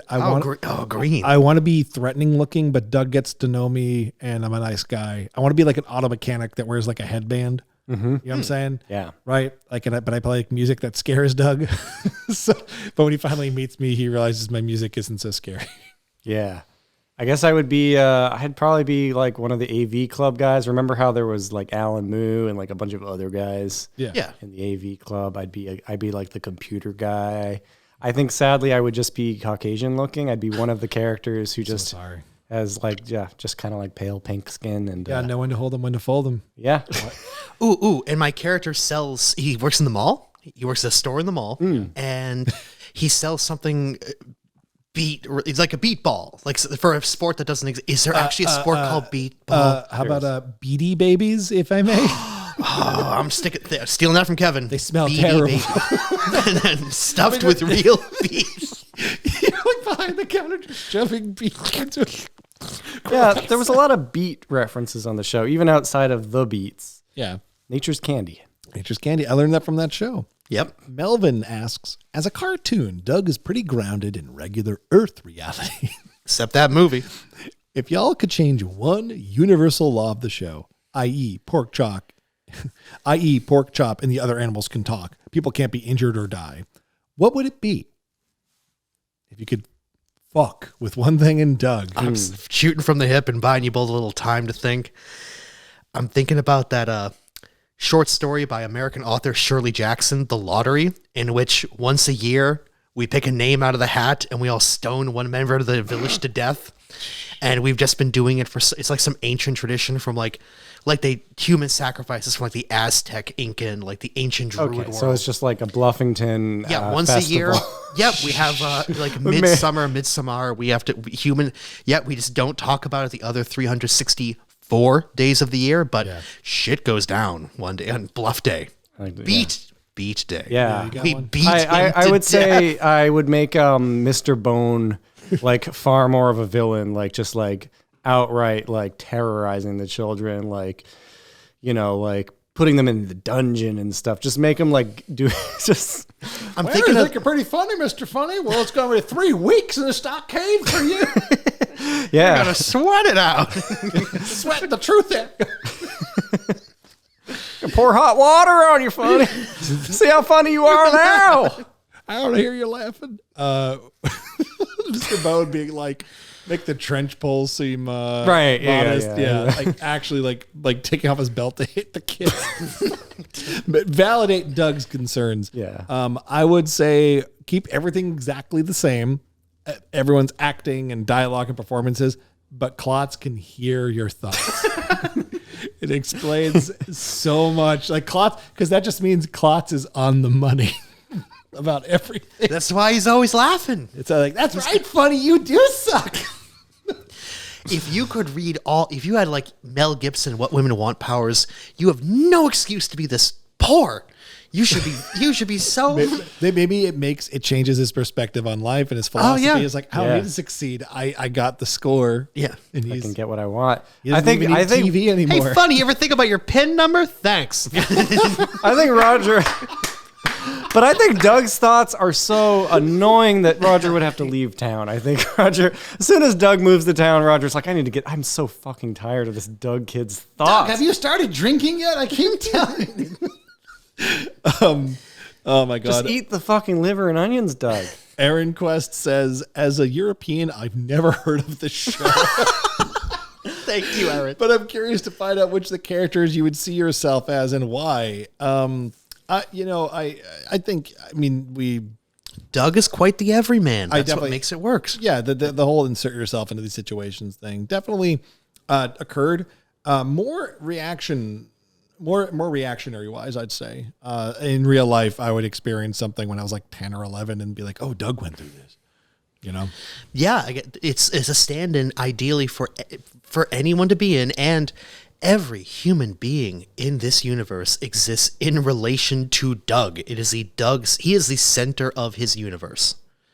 Yeah, I'd say I think I'm a little more like somewhere between Doug and Judy, maybe. Judy would be fun. Yeah, Judy does wear glasses. None of us are cool enough to be Roger. Even though Roger's having the most fun in this bizarre scenario. By day. You know, I don't think he has happy nights. You know, it might be the best episode. I know we talked about Doug's Garage Band, and I like the one where Mr. Bone has a near-death experience because he gets a wart removed, as he calls wartoplasty, I believe. What about the episode where Doug gets the lucky hat? That's a classic. That's a classic. Things are just coming up Millhouse, coming up Doug. Because that episode also has a As Roger chasing the hat down. Yeah, and it has a Pipe flute? yeah, it has that one song that's kind of bespoke for the episode where it's just this kind of nice, it's like new age song that, Kind of Celtic. yeah, it's a Celtic song. I always love that song, and it just kind of like whenever the hat does its magic, it plays that. Yeah, that always felt like a special episode. Yeah, it's nice. Do you ever see there's a Beavis and Butthead episode that does the same thing where they just have one really good day? So it's just like Beavis and Butthead are like watching TV and like they accidentally get Cinemax for a day. And then like a helicopter crashes into the school so they don't have to go to school all week. And this is all just like the best day of their life, but they don't even leave their home. That's the joke. How like if God's light shine upon them, this is what would happen. Like they look out on the curb and they see two people get into a car wreck and start punching each other. And it's just the episode's called like A Good Day. That's one of my favorite. A Brinks bank truck could crash in front of their street and mountains of cash could unfold, fixing every problem they'll have for life and go, hey, look at that. They had a honker burger, right? They worked at a burger station. They worked at Burger World. Burger World, yeah. Which was a love letter to UHF. Oh, that's cool. I didn't know Really? that. Oh, intentionally? Yeah. Cool. Rexabiddle asks, in honor of the great Billy West, do you have any favorite voice actors? I'll just say Maurice LaMarche for me. I love Maurice LaMarche, voiced Brain, Pinky and the Brain, Egon on Real Ghostbusters. I like Maurice LaMarche a lot. He's cool. Favorite. Man. Well, buying Neil some time. Sure. Although clearly known for his in-person work as well, I was shocked. I forget what rabbit hole I was going down or what I was looking up, but it's not looking up. It's not research. It was a rabbit hole to see how much really good voice work Michael Ironside has done over the years. Oh, nice. He's done a lot, and he's got such a good voice. Yeah, I will say Clancy Brown is always fucking wonderful. Mr. Krabs, Lex Luthor. That's doesn't miss. Yeah. I do like to point out to Darcy when she's watching cartoons, like, hey, you know that guy? He's also the voice of SpongeBob. I do like to give her drop that trivia. Last question for the episode. Gudney Key P asks, what do you think the plot of a hypothetical sequel to Doug's first movie would be? Tentatively titled Doug's First Movie Part 2. That's great. They retool it, knowing what works and doesn't work. So they try to retroactively force feed it into being the Nickelodeon show again. Right? That's the plot of Doug's second movie. Yeah. They're like, they get Billy West back. So Doug wakes up one day and he sounds great. And Roger has a really bad time between the two movies. Roger loses all the money. Like everything kind of goes back to status quo. Yeah. Right? But does that happen in the movie or before the movie? Maybe it's sort of It's a Wonderful Life mechanic, supernatural or otherwise, of you need to move on. You need to love our Disney money. Hey, if we went back to blah, blah, blah, and I'm not just going back to Judy's throwaway line from the Disney show of, you can't just go back to your old town and this weird dig at Arthur the Aardvark. But yeah, I could see like, hey, a big part of, I will say what is sort of a strength, barely a strength, of Disney Doug is you have to go from elementary school to junior high. You have to have new principal and things. You have to see Skunky Beaumont because the show's So bad. what the second movie presupposes is, what if you didn't? That's the one supernatural thing. Yeah. Doug goes back to elementary school. I remember an episode, I'm half remembering an episode of a dystopian Rugrats where Angelica takes over their weird universe. And it's a thinly veiled piece about your babies. You actually supposed to grow up. You need to grow up. Being a baby forever, but I don't want to grow up. Well, then you're going to be creepy. And stagnating here is a problem. Yeah. Doug had to grow up painfully, poorly. Skeeter's a vampire. Your show got worse. Skeeter's a vampire. That's an episode. Good Lord. I think a new Doug movie, I think it would be woke now. Next question. Oh, well, that was supposed to be the last, but you know what? I'll throw this in here because Mackenzie, the Oaks, and Aaron Quest actually both asked us permutations of who we would cast in a live action Doug movie. Yes. Let's just cast the basics. Who plays Doug? If it's today, Tom Cruise. I don't know. Who's a good Doug? They don't have to be bald. They can shave their head. Yeah, James Corden. Timothy Chalamet. Come on. Why'd you got to do that? Why'd you got to say that? It's funny. Doug is the hardest one, among the hardest to cast because he's. All right, I got a good one. All right. Robert Downey Jr. No, I got it. Paul Dano. Okay. Yeah. That lands. That's good. Yeah. Okay. That's the hard one. I want Mr. Dink to be John C. Reilly. Yes. I think he'll kill it. Oh, well done. Well done. There's a lot of good choices for Mr. Dink, but that is a great one. That I love that one. Roger Klotz. I want the Oh. mayor to be the guy who played Gale on Breaking Bad. Vote for me. Sure. I want Doug's dad to be. Oh, I can picture him in my mind's eye right now, but I just can't. Doug's dad. Yeah, Is he the one of the- adults are easier to cast. Oh, sure. I think Glenn Powell would be a good Roger Klotz. Who's Glenn Powell? He's kind of an it guy right now. He was in Top Gun Maverick. He was in Anyone But You. He's just got a good shit eating grin look. He'd be good to see him stomp on people. Yeah. I like him. I think he'd be good. He's just the new hotness right now. He'd be good to pick. Did you two already cast Mr. Bone? Not yet. I'm all ears. Is Don Knotts dead? He sure is. Yeah, he is. I didn't think he was dead. I feel terrible. Oh, he's been dead for a while now. I feel like getting like a Bill Hader and heavy makeup, like really hemming up the eyes. Makeup's the way to go. Makeup's the way to go. Don't get age appropriate. Get someone ridiculing age. Mr. Bone. Mr. Bone is nice. He's still got his hair color. You ever see when Jim Carrey played Jimmy Stewart on SNL? And they put him under old man makeup? Yep. And they asked, someone asked Jimmy Stewart, in quotes, to do an impression of Jim Carrey, because Jim Carrey's such an impressionist. Why don't you do an impression of Jim Carrey? So Jim Stewart starts going off like, I'm Jim Carrey. I'll do anything for a laugh. So I could see Jim Carrey doing Mr. Bone. But Jim Carrey's an older guy now. He's in his mid-60s. Yeah. He's a geezer. Ancient. So he's Doug's dad. What a waste of Jim Carrey. Okay, maybe all right. What about Skeeter? Skeeter's a good one. Jack Black. Skeeter. Oh, man. Who's got blue skin? Paul Giamatti. I walked into that one. Overqualified, underpaid for the role. Margot Robbie is Judy. Oh, yeah. Yeah. We're gonna cover most of your face, and you have very little screen time. You are not even a B character; you're a C character. Ooh, I got a good Doug and Skeeter. Okay.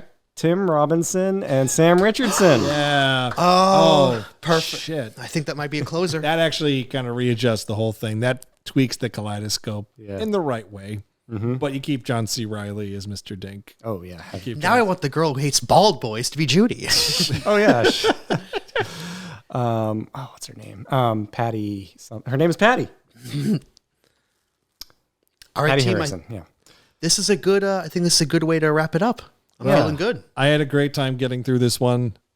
Thank you very much. Getting through this one. Well, I don't think this was my best episode, but you be the judge, listeners. Sound off in your bedroom. We'll be back in 4 months to do another 3-hour episode on Coneheads. No. Coneheads 2.